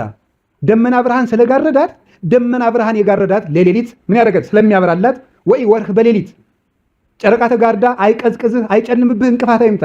መዓልተ ፀሐያዊ በቀን ፀሐይ አያቃጥልህ ማለት ከቀን ወራሪ ከሌሊት ሰባሪ ያድንህ ነው። ያን የሚያደርገው ማን ነው? በልብ የሞላው ስብሐተ እግዚአብሔር ክብረ እግዚአብሔር ፈሪሃ እግዚአብሔር። እግዚአብሔር በልብ ሲከበር እግዚአብሔር ለእኛ ሐዋሳት ክብር ይሰጣል። ለእኛ ሐዋሳት ክብር ሲሰጥ ደግሞ በቀላሉ እንዳይደፈሩ ሰው እንዳይጎዳቸው አውሬ እንዳይነክሳቸው ያደርጋል። እግዚአብሔር በልባችን ስናከብረው እንኳን ለቆመው አካላችን ለሞተ በድናችን ሳይቀር ክብር ይሰጣል። የማርያም ግብፃዊት በድን ከሞተች በኋላ ሰው ባይኖራት እንኳን አባ ዞሲማስ መጥቶ እስኪቀብራት ድረስ አንበሶች ናቸው እየጠበቁ የቆዩት። እግዚአብሔር በልብ ከተፈራ በልብ ከተከበረ እንኳን አጥንታችን እግዚአብሔር ያዕቅብ ኩሎ ሙስቴቱ ወይት ቀጠቀጥ አሃዱ ሙስቴቶሙ እግዚአብሔር አጥንታቸውን ሳይቀር ይጠብቃል። አንድ አጥንታቸው እንኳን ተሰብራ አትጠፋም። ለምን? እግዚአብሔርን የፈራ አጥንት ነበርና እግዚአብሔር ያደረበት አጥንት ስለነበርና ያ አጥንት በእሳት ቢቃጠል አመድ ሆኖ ቢበተን እንደ ጊዮርጊስ ይሰበስበዋል። ቢፈርስ እንደ ተክለ ሃይማኖት ሰብስቦ ደግሞ መዓዛው ከሩቅ እንዲሸት ያደርገዋል። ይህ አጥንት ሞት የሚፈራው አጥንት ይሆናል። እግዚአብሔር አድሮበታልና እግዚአብሔርን መፍራት ልብን ይጠብቃል። እግዚአብሔር ፈሪሃ እግዚአብሔር ያድለን፣ ፈሪሃ እግዚአብሔር ያድለን። እና እውነቴን ነው እንደው ስንናገር ሁሉ ፈሪሃ እግዚአብሔር ይኑረን። እንዲሁ እውነቴን ነው። በጣም ደፋሮች ነን። እይጻ አብይ ነገር ማፉክሙ ከልቡናችሁ ታላቅ ነገር አይወጣ ተብሏል። እና በሁሉ ነገር ፈሪሃ እግዚአብሔር ሰው ነው ይሁት። ዝም ብላችሁ ሲራመድ ራሱ እኮ ፈሪሃ እግዚአብሔር የለው ጀብ ነው የሚለው። መነኩሴ ካረገው በተለይ ይሳይቀንነት መነኩሴ እንደ ጎረምሳ ካሄደ ቀስ ብሎ ነው የሚሄድ። ቀስ ፈሪሃ እግዚአብሔር፣ ዝግታ፣ እርጋታ፣ ስክነት። አሁን መነኮሳት አንድ ባህል አላቸው መቼስ ተመስገን። ምንድነው? ቀስ ብለው ነው የሚያወሩ። በተለይ እነ ሙሃይ እንደዚያ ብለው ነው የሚያወሩ። ቀስ ብለው ጥሩ ነው እኮ መረጋጋት። በእግዚአብሔር የመኖር ምልክት ነው። መፍራት ነው። ጮሆ መናገር ራሱ እግዚአብሔርን ያለ መፍራት ምልክት ነው። እግዚአብሔርን የሚፈራ ሰው እንዴ ተመልከቱ እስቲ። ያው በዚህ ነምር ብሎ በመካከል ስትሄዱ ምን እያደረጋችሁ? ቀስ እያልኩ ነው የምትሄዱ። እንዳይሰማብህ ማለት በእግዚአብሔር እጅ መሃል የሚራመድ ሰው እንደዚህ ቀስ ብሎ። የገጠር እናቶች እንዲህ ይላሉ። ነፍሰ ጡር ሲሆኑ ነው እግዚአብሔር የሚያስቡት እላለሁ። አንዳንድ ጊዜ ነው ዝም ብዬ ፊት ስለሰማሁ ነው። አሁን በተለይ ይሄ ነፍሰ ጡር ሴት ስትዋሽ አንቺ እንደው በእግዚአብሔር እጅ ተይዘሽ ተዋሻለሽ ይሏታል። እነሱ አልተያዙም ማለት ነው። በጣም የሚገርመኝ እኮ ምክንያቱም አሁን የሚፈሩት እነሱ ሲወልዱ እንደሚሞቱ ብቻ ነው። ሲወልዱ እንደሚሞቱ ያስባሉ። እኔ እዚያን ጊዜ ነው በእግዚአብሔር እጅ። ስለዚህ ቢያንስ አሁን አትዋሽም እግዚአብሔር እጅ ተይዘሽ ይላል እና በእግዚአብሔር እጅ ተይዘን ነው የምንዋሽው።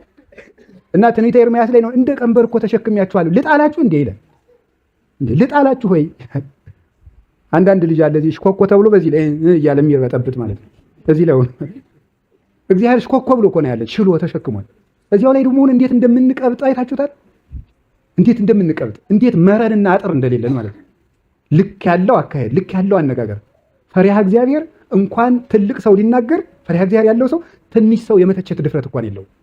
እኛ ደፋሮች ነን። እኛ ያልወጋነው ሰው ይገኛል?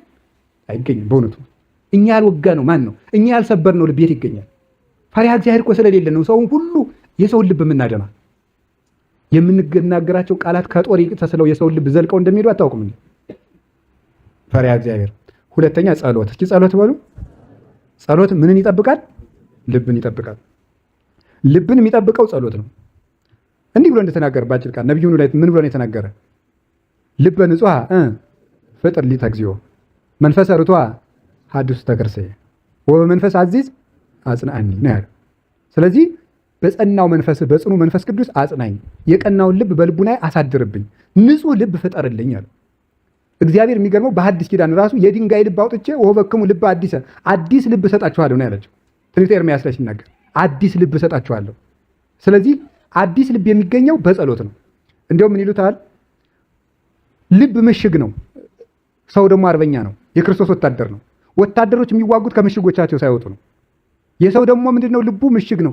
ያንን የሚጠብቀው ከተማ ጸሎት ነው ይላሉ። እስኪ አንድ ጥያቄ ልጠይቃችሁ።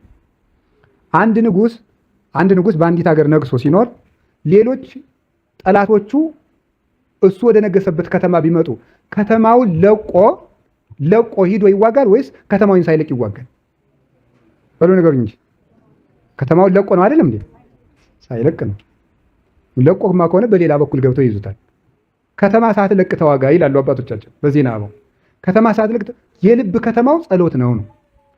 ጸሎትን አቋርጠህ አጋንንትን አሸንፋለሁ፣ ወደ ጽድቅ አድጋለሁ፣ እመለሳለሁ ብትል አይሆንም። ቤተ መንግስትህን ለቀህ እየተዋጋ ነው። ከተማህን ለምን ትለቃለህ? አጥር ነው። አጥሩ ከፈረሰ ቤቱን ነቅንቆ ማፍረስ ቀላል ነው እና የህይወታችን አጥር ጸሎት ነው። ስለዚህ ሁላችንም ወደ ፈተና እንዳትገቡ ምን በሉ ነው ያለ? ተግታችሁ ጸልዩ ነው ያለ። ፈተናን ልብ እንዳይፈተን የሚጠብቀው ጸሎት ነው። ጸሎት ካቋረጠ በሁሉም ነገር ህሊናው ቀዝቃዛ ነው፣ ተስፋ የቆረጠ ነው፣ ልቡ ቀዝቃዛ ነው፣ ሐሳቦቹ ሁሉ የሞቱ ናቸው፣ በጎ ስራም አይሰራም። አንድ በገዳም የነበረ ትልቅ ባይታዊ ነበር እና ደቀ መዝሙር አለው። ደቀ መዝሙሩ ጸሎት አይወድም። ልጄ እባክህ ጸሎት አታቋርጥ፣ ጸሎትህን ካቋረጥክ አጋንንት ሕዋሳትህን ለኃጢአት አሳልፈው ይሰጡሃል እያለ ይነግረዋል። እምቢ ብሎ ዘመኑ ጨረሰ። መሀል ላይ አቋርጦ ተቀሰፈና ሞተ። ተቀስፎ ሙቶ ይሄ ሰው ደቀ መዝሙር የት ደርሶ ቢሆን እያለ ወደ እግዚአብሔር ያመለክታል። ወደ እግዚአብሔር ሲያመለክት የጻድቃንን መኖሪያ ሁሉ ሲያሳየው ኖረና የሚገርመው ይሄኛው መነኩሴ ነው ደቀ መዝሙሩ። ከኃጥአን መኖሪያ ሲደርስ ደቀ መዝሙሩ እስከ አንገቱ ድረስ እሳት ወርሶታል። ልጄ ከዚህ ትድናለህ ብዬ አልነበረም ወይ ጸሎት አታቋርጥ ያልኩህ?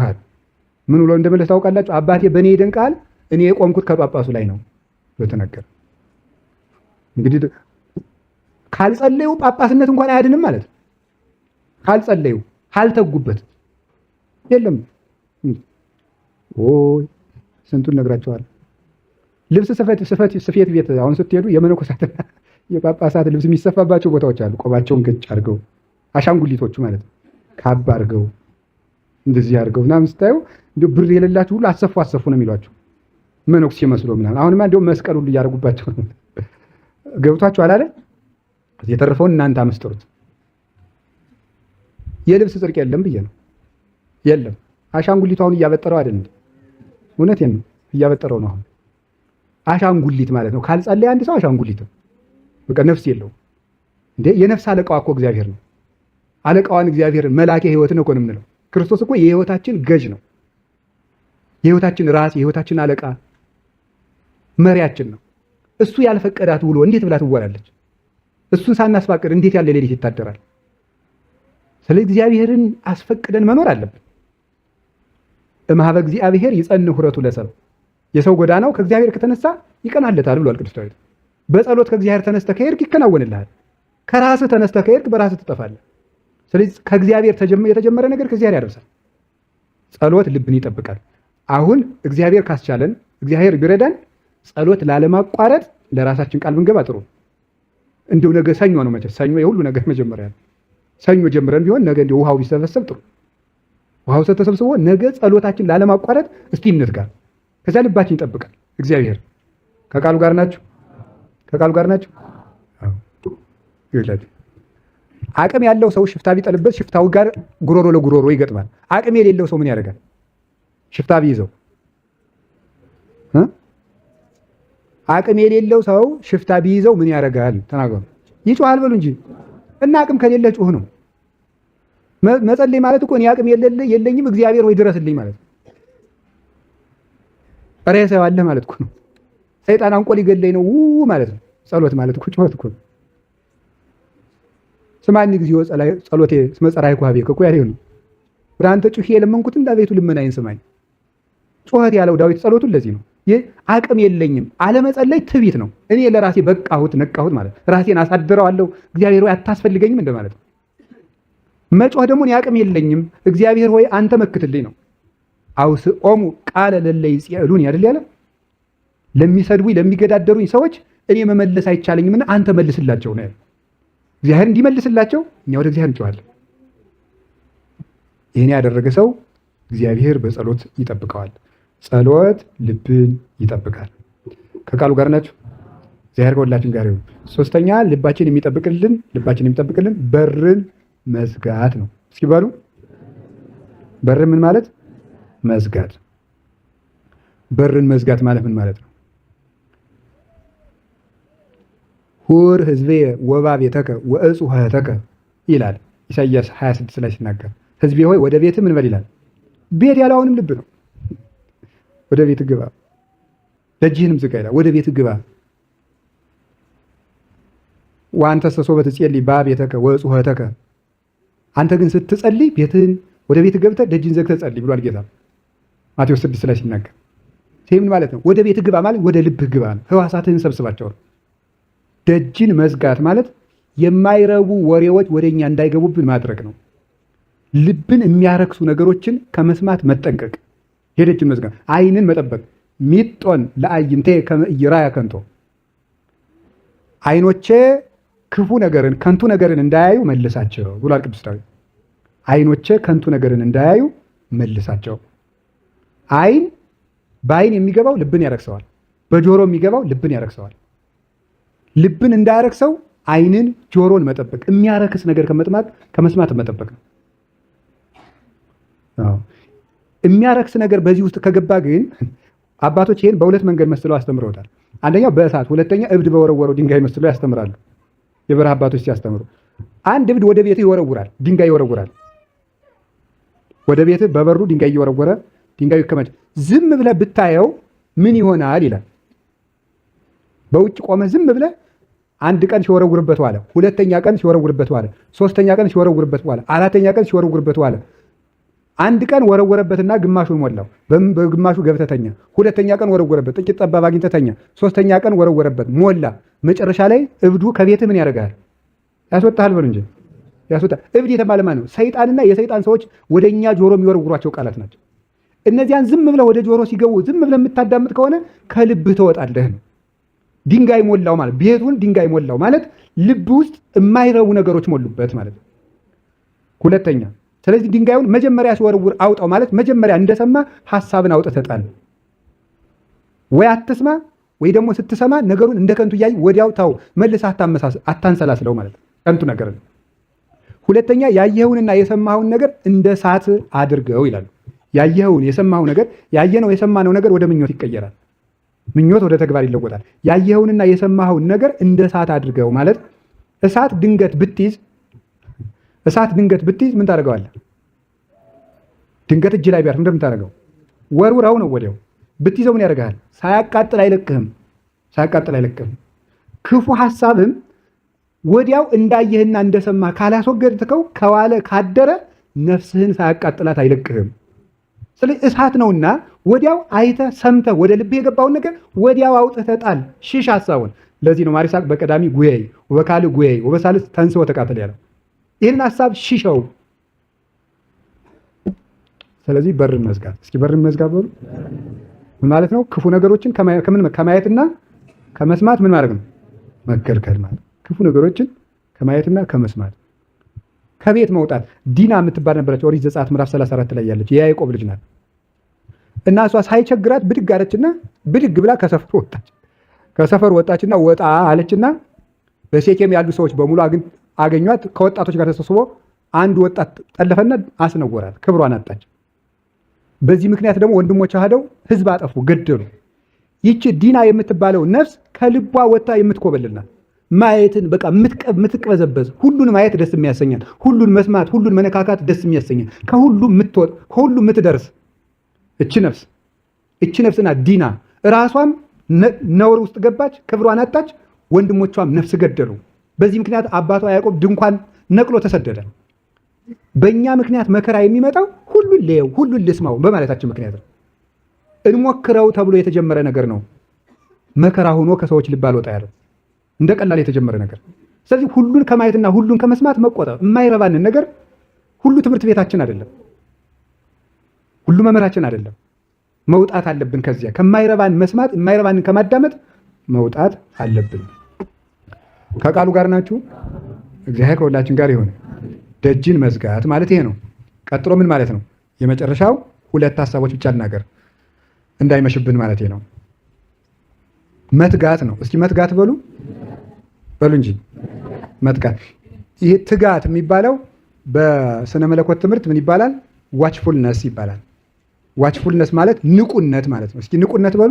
መትጋት ማለት ይሄ ነው ትርጉሙ። መትጋት ማለት መንቃት ማለት ነው፣ ወይም አቴንቲቭነስ ማለት ነው። በንቃት ነቅቶ መከታተል፣ እያንዳንዷን ነገር መከታተል። ምሳሌ ልንገራችሁ። ምሳሌ አላችሁ ወይ? ለምሳሌ አንድ ሰው ዝሙት ይቃወመዋል። ዝሙት ሲቃወመው እኔ እንግዲህ ከሴት እንኳን ልደርስ አላይም ይበል። ሰይጣን ለዚህ ሰው የሚያቀርብለት ነገር እንዴት እንደሆነ ንገራችሁ። ወር 2 ወር ከኃጢአቱ ከራቀ ምን አይነት ነገር ያቀርብለታል? መንደር ሲሄድ አንድ ሴት ትክብያ ላይ ብሎ ድንገት ሲደርስ አንዲት ሴት ጥጥ እየፈተለች እግሯን ገልጣ ያገኛታል። ያንን እንግዲህ በሌላ ሰዓት እኮ መሄድ ይችል ነበር። ሰይጣን በዚያ ሰዓት እንዲደርስ የሚያደርገው አንተ ካላየ እኔ የምታየውን አዘጋጃለሁ ማለት ነው። በዚያ ምክንያት ወደ ቀደመ ምኞቱና ወደ ቀደመ ኃጢአቱ ይመለሳል። ያን ጊዜ አቴንቲቭ ሁነህ አንተ ንቁ ሁነህ ሰይጣን ዛሬ ያዘጋጀልኝ ወጥመድ አለ ብለህ ተዘጋጅ ነው። ያን መከታተል ነው። ሌላ ደግሞ ልንገራቸው። 7 እንቅልፍ የሚቃወመ ሰው አለ። ሌሊት ተነስቶ ለመጸለይ 7 ሰዓት እየተነሳ መጸለይ ካስለመደ ሰይጣን ያችን ሰዓት ማሳለፍ ከፈቀደ እንግዳ መጥቶ ያመሻል። እንግዳ መምጣቱ ላይ አይደለም ችግሩ። እንግዳውን ሰይጣን ያመጣው አይደለም ችግሩ። ከእንግዳው ጋር ረጅም ጨዋታ እስከ 5 ተኩል ማምሸት ነው። ያ ሲሆን ከዚያ በኋላ ምን ይላል? ይተኛሉ። ምክንያቱም የመጸለይ ጣይም ደግሞ ስለሚጠፋ ሲያወሩ እንደቆዩ እንኳን መጸለይ ሁሉንም ያስጠላ፣ ጭንቅላት ዝውር ነው የሚለው። እኔ ለራሴ አሁን ሳወራ ቆይቼ መጽሐፍ ባነብ አይገባኝ። ሰው ጋር ከቆይ ወይ ተኝቶ መነሳት ወይ ጥቂት ዝም ካላሉ አይምሮ አይሰበሰብም። ስለዚህ ይተኛ ላይ እንግዲህ አይምሮ ያልተሰበሰበ ብሎ ይተኛ። ሲተኛ ምን ይነሳል? 2 ሰዓት ተኩል ብሎ ቁጭ ይላል ማለት ነው። ይሄ ምን ማለት? ስለዚህ ማታ ስናመሽ ምን ማለት ነው? በንቃት መከታተል። እሱን መከታተል ይባላል ንቁነት ወይም ትጋት። ትጋት ማለት እሱ ነው። እያንዳንዷን ነገር በንቃት መከታተል። ሰይጣን ወይ ወደ ነበርንበት ኃጢአት ለመመለስ ወይም የያዝነውን ጥሩ ጎዳና ለማቋረጥ የሚደረድራቸውን ትንንሽ እንቅፋቶች ሳይቀር በትኩረት መከታተል ማለት ነው። ከቃሉ ጋር ናችሁ? ከቃሉ ጋር ናችሁ? ለምሳሌ አንድ ነገር ልንገራችሁ። ዮሴፍ ሎሌነት ከገባበት ቤት የንጉሱ ሚስት ና አብረን እንተኛ ብላ ጠይቀዋለች። አይሆንም ብሏታል። በሌላ ቀን ምንድን ነው ያደረገ? ምቹ ሰዓት አመቻቸና ባልየውም ሳይኖር ከዛ ደግሞ ሰው ሁሉ ወደ ስራ በተሰማራበት ጸጥ ባለ ሰዓት ዮሴፍ ደግሞ ወደ ቤተ መዛግብት ገብቶ ደግሞ ዕቃ በሚያናፍስበት ሰዓት ምቹ ጊዜ ጠበቀና ሄደችና አንተ ባሪያ ዛሬ አልለቅህም ብላ ያዘችው። ምቹ ሰዓት። እሱ ግን ያችን ሁሉ ያስታውላት ነበር። ነቅቶ ይከታተላት ስለነበረ ልቡን ይጠብቀው ነበረ። ልብን የሚጠብቀው ቅድም የመጀመሪያው ምንድን ነው ያለው? እግዚአብሔርን መፍራት። ምንድን ነው ያለ? በእግዚአብሔር ፊት ይሄን ነገር ላደርግ አልችልም ማለት። እግዚአብሔርን መፍራት ማለት እግዚአብሔርን ሁልጊዜ ማለት። ልቡ ስለጠበቀ ሕዋሳቱ አልተነቃነቀበትም፣ አልተነዋወጥም። ዝሙት እኮ ቀላል ኃጢአት አይደለም። ከእግር እስከ ራስ ያለውን አካል ሁሉ የሚያፈራርስ ሕይወትን የሚለውቅ አይምሮን እንደ አረጋዊ መንፈሳዊ ድርሳን 8 ላይ ታንቄ ልሙት የሚያሰኝበት ጊዜ አለ ይላል። ይሄንን ኃጢአት የተሻገረው ልቡን ስለጠበቀ ነው። ስለዚህ በንቃት መከታተል ብቻን ሲሆን፣ ለምሳሌ ልንገራችሁ። አንድ ወንድና አንድ ሴት የሆነ የሚወያዩት የግል ስብሰባ ይኖራቸዋል።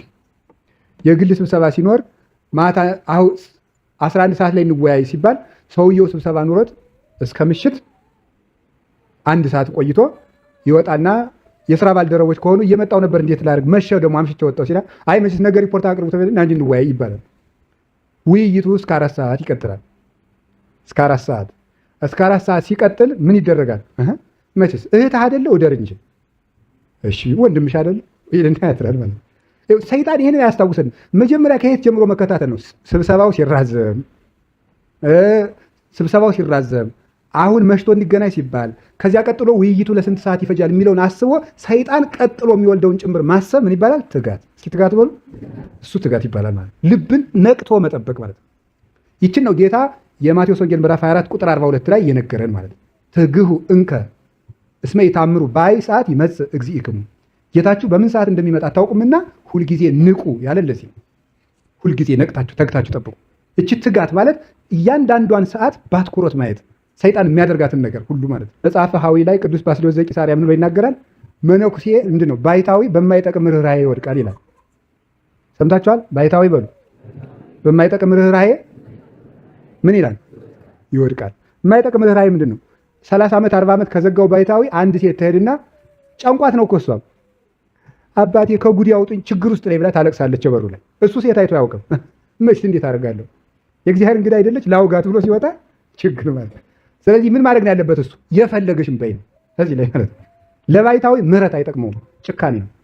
ለዚህ የተመደበ ንስሐ አባት አለልሽ ሂጂ እዚያ ካልዘጉት ሰዎች ሂዱ ከዚህ ምን አለች ብሎ ተቆጥቶ መመለስ ነው ያለበት። እዚህ ፎገራ አንድ አባት ነበሩ፣ አባ ናሁሰናይ ታውቋቸዋላችሁ አይደል? በጣም ትልቅ አባት ናቸው። እውነት ለመናገር ብዙ ጊዜ እኔ እዚህም ሳልመጣ ሄድ ነበረ። ስመጣ ሲሄዳለሁ። በፊትም ልጅ እያለሁ መጥቼ አውቃለሁ ከመመንኮሴም በፊት እና አንድ ጊዜ ይምከሩና አልናቸው። ሰይጣን ይምከርህ። አውቀው ነው እንደዚያ የሚሉት እኮ። አሁን ለሰው ሞኝ ነው የሚመስሉት። በፍጹም እንደዚህ አይደለም። አውቀው ነው እንደዚያ የሚሉት። ልምክ ይምከሩኝ ምናምን እያለ ሰው እየመጣ እንዳያቦዝናቸው ነው። እና ያችን ትጋታቸውን እንዳይነካበት ሰይጣን ይምከርህ። አዳምና ሔዋንን የመከረ እሱ አለ፣ እሱ ይምከርህ። ግር ምንም ያደርገው እኮ አይኛ ማንነድም ብለን 3 ቀን ብለን ተኛን እዚያው ክርስቶስ ሰመን። በ3ኛው ቀን የሆነች ካብ ይክባሉ። እዛች እየካቡ እንደዚህ እያሉ ወጡ። ለካ አውቀው ነው። ከዚያ በኋላ ሰላም ለኪ ደግሞ ኮቸሮ ሁሉ ሰጥተው ሰደዱን አብልተው። ግን መጀመሪያ ላይ አይሸነፉም። አባቶች እጅ አይሰጡም። ይሉታ የማን አባቱ ነው ብለው አውቀው ያስፈራራሉ። ይሄን የሚያደርጉበት ምክንያት ተጭኖ የመጣውን ሰይጣን ለማስደንገጥ ነው። በትጋት ነፍሳቸውን መከታተል ይፈልጋሉ። እንደዚህ ያሉ አባቶች ናቸው ለፈሪሃ እግዚአብሔር ይሴኒ ዳሪቱ በሉ እንጂ። አዎ እግዚአብሔርን የሚፈራ ሰው መጨረሻው ምን ይላል? ያምራል። ሩጫቸውንም በአግባቡ ፈጸሙት። ከቃሉ ጋር ናቸው። አዎ እንደዚያ ነው። እንግዲህ ይሄን የሚጠብቀን ትጋት በሉ እስቲ። ትጋት ማለት ምን ማለት ነው አላችሁ? መንቃት በሉ እንጂ። አቤት በቃ እያንዳንዷን እገሌ 4 አይና ነው ሲባል ሰምታችሁ አታውቁም? እገሌ 4 አይና በቃ ፈሪነት ነው። ጥሩ ፈሪነት፣ ጥሩ ፍርሃት ማለት ነው። ጥሩ ፍርሃት ለዚህ ነው እንዲሁ ስትወድቅ ቅዱስ ዮሐንስ አፈወርቅ የሲራክን ይዞ እጅ አድርጎ ጠቅሶ ስትሄድ በገደል ጫፍ እንደምትሄድ ሆነ ኑር እድሜህን ሙሉ የሚለው ፍራ። በቃ ለዚህ ነው ቅዱስ ጳውሎስ ማንም የቆመ ቢመስለው ምን እንዳይሆን ይጠንቀቅ ነው ያለ። እንዳይወድቅ ይጠንቀቅ ነው። አሁንስ ጠንክሬያለሁ፣ አሁን ጸሎት ውስጥ ነኝ፣ ደህና በርትቻለሁ የሚባል ነገር የለም። ሰይጣን መቼ እንደሚጥልህ አታውቅም። ሰይጣን ዝም ሲልህ ስልት እየቀየረ ነው እንጂ ትቶህ እንዳይመስልህ የሚባለው ለዚህ ስልት እየለወጠ ነው፣ ሌላ ስልት እየለወጠ እያዘጋጀ ነው፣ አዘናግቶ ሊጥል ነው። እና እንግዲህ ልባችን የምንጠብቀው አንድ በዚህ ነው። የመጨረሻ ስንት ነገርኳችሁ? 4 አይደል? በቃ እሺ 7 ነበሩ። አምስተኛው ልናገርና ይበቃኛል። አምስተኛው በቃ 6 እናድርገው። እግዚአብሔር ያውቃልሽ ካልመሸብን 6 እናድርገው። አንዷ በጣም ልትቀር ስላልፈለግኳት ነው የመጨረሻው ልናገር ብዬ። አሁን የምናገረውን ግን አስፈላጊ ነው። ልብን መጠበቅ ስድስተኛው ይቅርታ፣ ስንተኛው ነው? አምስተኛው ከነቀፋ መጠንቀቅ ነው። ከምን መጠንቀቅ ነው? ነቀፋ ነው ልብን የሚያባክነው አንዱ ማለት ነው። ነቀፋ ማለት ሰውን በውስጥ መተቸት ማለት ነው። በልብ መተቸት ለምን ተሐትቱ ይዜ ለሄረኒ ወለጻድቅኒ ዘንበለ ይብጻሕ ጊዜሁ ይላል ቅዱስ ጳውሎስ አንደኛ ቆሮንቶስ ምዕራፍ 4 ቁጥር 5 ላይ ጊዜው ሳይደርስ እገሌ ደግ ነው እገሌ ክፉ ነው ብላችሁ ለምን ትመረምራላችሁ ይላል። ለምን ትመረምራላችሁ? የሚመረመርበት ቀን ገና ነው፣ ለእናንተ አልተሰጣችሁም። ገና ለገና በልብ ሰውን ስለምን ትተቸዋለህ? ስለምን ትነቅፋለህ? የልብ ነቀፋ። ከዚያ ምንድን ነው ያላደረገ? ለጊዜው ሳይደርስ ሰው የሚተችበት ቀን መቼ ነው? ክርስቶስ ሲመጣ ነው። ክርስቶስ ሲመጣ ነው። አሁን አንተ ወይ መጽ እግዚእነ ኢየሱስ ክርስቶስ ወያበርህ ህወሓተ ወጽልመተ ልብ ወኩሎ ህሊናተ። ጌታችን መድኃኒታችን ኢየሱስ ክርስቶስ በነቢብ በሐልዮ በገቢር የተሰራውን ኃጢአት ገልጦ መርምሮ የሚያሳይበት ዕለተ ምጽአት አለ። ከዚያ ቀን አስቀድመ አንተ የሰውን ኃጢአት ለምን ታጋልጣለህ ነው። ክርስቶስ ሰው ከሆነበት ጊዜ ጀምሮ ክርስቶስ እስከሚመጣ ቀን ድረስ ያለችው ቀን የሰው ኃጢአት የሚሰወርበት ጊዜ ነው። የሆሳዕና ዕለት ጌታ በአህያ ተጭኖ የሄደበት ምክንያት ይሄ ነው። አህያ ማን ነው? እኛ ነን አይደል እንዴ? አህያ እኛ አይደለንም? አህያ የተናቀች እንስሳ አይደለች? የማትበላ ማለት ነው። ታዲያ ምንድን ነው አህያ እኛ ከሆንን ማለት ነው? የእኛን ውርደታችንን እሰውርላችኋለሁ። የምሰውር ነው። ከባት ያበሳ ነኝ፣ ኃጢአትን የምሰውር አምላክ ነኝ። ክርስቶስ የሰወረውን ኃጢአት አንተ የምትገልጥ ምንድን ነህ ነው? እንዲኖር አይደለም ደግሞስ በምን ታውቃለህ? አናውቅም እኮ እውነቴን ነው የምነግራቸው። አረጋዊ መንፈሳዊ ምን ይላል? የሰውን ጠባይ ማወቅ ከፈለክ መምህራንን ጠይቅ፣ መጻሕፍትን መርምር ይላል። መምህራንና መጻሕፍት የሰውን ልብ መርምር ይላሉ። እንዲህ ብሎ መመርመር እንዳይገባህ ይነግሩሃል፣ ይነገራል። የሰውን ልብ አትመርምር፣ እንዲህ ነው ብለህ የሰውን ልብ አትመርምር። ሰው ለምን እንዳጠፋ አታውቅምና ባጠፋበት ጥፋቱ አትፍረድበት። ተሳስቶ ይሁን አቅቶት ይሁን ምን ሆኖ ይሁን ራሱ ባለቤቱና እግዚአብሔር ብቻ ይተዋወቃሉ። አትፍረዱ። በጣም ከባዱ ኃጢአት የመፍረድ ኃጢአት ነው። ሰውን ይመፍረድ። አንተ እንዲሁ አታፍርም? በስመ አብ ወወልድ ወመንፈስ ቅዱስ እንዲሁ ነህ እንዲሁ አንተ እንዲህ ታደርጋለህ አይባልም። ሰይጣን ያንን የፈረድንበትን ኃጢአት እኛ ላይ ነው የሚያሰፍረው። እግዚአብሔርም ረድኤቱን ይነሳናል። ሁልጊዜ የሚታረቅ አንድ ታሪክ አለ አይደል? አንድ መነኩሴ በገዳም ሲኖር 15 ዓመት ሆኖ የማግባት ሀሳብ ይቃወመው ነበር። እሱ አላገባም እያለ የተጋደለ ሰይጣን አግባ ይለዋል። 15 ዓመት ተጋድሎ ሲያቅተው በቃ እንግዲህ ላግባ ብሎ ከተማ ተነስቶ ሄደ። ሲሄድ እግዚአብሔር ቸር አይደል? አቅማችንንም ያውቃል፣ ድካማችንን ደግሞ ከንቱ አያስቀርም። አንድ የበቃ ባይታዊ ይኸውላችሁ፣ አንዱ ባይታዊ ሂዶ ጠየቀ። እጅ ቀድሞ ሂዶ ምን ሆነ ነው አለ። አባቴ እኔማ የዝሙት ኃጢአት እየፈተነኛል። አንተ የእንጦንስና የመቃርስን ቆብ ይዘህ እንደዚህ ስታስብ አታፍር? ምኑ ማፈሪያ ናል? ተበልሶ መጣ። ተስፋ ቆርጦ ወጣ። ስለዚህ በገዳም ያሉ አባቶች ምን ያሉ? ላልተፈተነ መነኩሴ ጾርህን አታውራ ይላሉ። ተፈትኖ የማያውቅ ሰው ብትነግረው ኧረ ጊዜ የመድኃኒዓለም ያለን። ለምሳሌ አሁን ትዳር ይዞ ኖሮ ሲያረጅ ገዳም የገባውን መነኩሴ አባ ዝሙት እየተቃወመ ብሎ ጀማሪ ቢጠይቅ አንተ ምኑ ማፈሪያ የሥላሴ ያለን የሚል ለምን? እሱ ጨርሶት መጥቷል። አይፈትነውማ። ስለማይፈትነው ለተፈተነው አያዝንለትም። ስለዚህ ተፈትኖ ላላለፈ መነኩሴ ፈተናህን አትናገር የሚባለው ለዚህ። አሁን ምን አደረገ? አባቶች እንኳን እኮ እንዲፈተኑ የሚያደርጋቸው ትልልቅ ደረጃ ደርሰው እንዲፈተኑ የሚያደርጋላቸው ምንድን ነው? ለተፈተነ ሰው ምን እንዲሉ ጭምር ነው። ፈተና በሁለት መንገድ ነው። አንደኛ በራሳችን እንፈተናለን። አጋንንት አምጥተው ደግሞ እንፈተናለን። ትልልቅ አባቶችን የሚፈትናቸው አጋንንት ናቸው። ሲፈትናቸው ክርስቶስ ዝም የሚለው ለተፈተኑት እንዲያዙ ነው። አባ ጳኩሚስ ሳይቀር ይፈተን ነበር። ጅብ በመጣች ጊዜ ሀፍረተ ስጋውን አውጥቶ እባክሽ ብይልኝ እስኪል ድረስ ይፈተን ነበር። ግን ታላቁ ጳኩሚስ ቅዱስ ሚካኤል እንዲህ ብለህ ስርዓት ስራ ብሎ ኋላ የመነኮሳትን ስርዓት እንኳን ከቅዱስ ሚካኤል ተምሮ የጻፈው ያ ታላቁ ጳኩሚስ አጋንንትን በዝምታው አንቀጥቅጦ የሚያወጣቸው ጳኩሚስ በዚህ መጠን ይፈተን ነበር፣ ለልጆቹ እንዲያዝንላቸው። እንጂ ርኩስ ስለነበር አይደለም። ሄዶ አወራው እንዲህ አለው። ወጥቶ ተስፋ ቆርጦ ሲሄድ አንድ ሌላ ትልቅ የበቃ ባይታዊ ላከለት እግዚአብሔር። የት ትሄዳለህ? እንዲህ ተፈትኜ ኋላ አደረገና በል እንዲህ አድርግ፣ እየዋልክ ብላ፣ ዮሐንስ ወንጌል ድገም፣ ተስፋ አትቁረጥ፣ ትሕትና ይኑርህ ብሎ መከረውና ይቀልልሃል ብሎ መክሮት ሄደና ለሰው እንዲያዝን ለዚያ ላልተፈተነው ሽማግሌ የዚህን የወጣቱን መነኩሴ ዝሙት ገልብጥበት እግዚአብሔር አለ። እንደ ንብ ወስዶ አሰፈረበት። በዚያ ላይ ያኛው 15 ዓመት የለፋበትን እሱ በአንድ ቀን ተነስቶ ወደ ከተማው በአንድ ቀን እያበደ ጨርቁን ጥሎ የት እየሄድክ ነው አለው። ደግሞ ያው ቆየው ደግሞ አያችሁ፣ ያው ባይታዊ ቆየው መንገድ የት እየሄድክ ነው? እንደዚህ ተፈትኜ ሁለተኛ በሰው አትፍረድ፣ ለሰው ዘንድ እንጂ አትፍረድ ብሎ ስርዓት አስተምሮ መለሰው ይላል። ደግሞ እሱም ደግሞ እንዳይጠፋ ማለት ነው እግዚአብሔር አዛኝ ስለሆነ። ስለዚህ በልባችን መንቀፍ አሁን አርምሞ የሚባል አለ። አባቶች እናቶች የሚይዙት አርምሞ ማለት ዝምታ ነው። በጣም ብዙ አይነት አርምሞ አለ። ክፍት አርምሞ አለ፣ ዝግ አርምሞ አለ። ሌላ ጊዜ ትማሩታላችሁ ወይም ለመነኮሳት ጋር እናወጋዋለን። ዝግ አርምሞ የሚባለው ምንም ነገር እባብ እንኳን ወይም ጊንጥ ከቤቱ ብትመጣ ምንም ነገር የማይተነፍስ ባይታዊ ከልብ ጸሎት ደረጃ ያለው እሱ ማለት ነው። እነሱ የሚይዙት አርምሞ ትክክለኛው የመጨረሻው አርምሞ ነው። በልብህ እየነቀፍክ ግን አርምሞ ብትይ የለህም ይላል። በልብህ እየነቀፍክ አፍህ ዝም ብሎ ልብህ እያወራ ከሆነ አርምሞ የለህም ብሎ ይነገር። አርምሞ የሚሆነው ልብ ሲያርፍ ነው።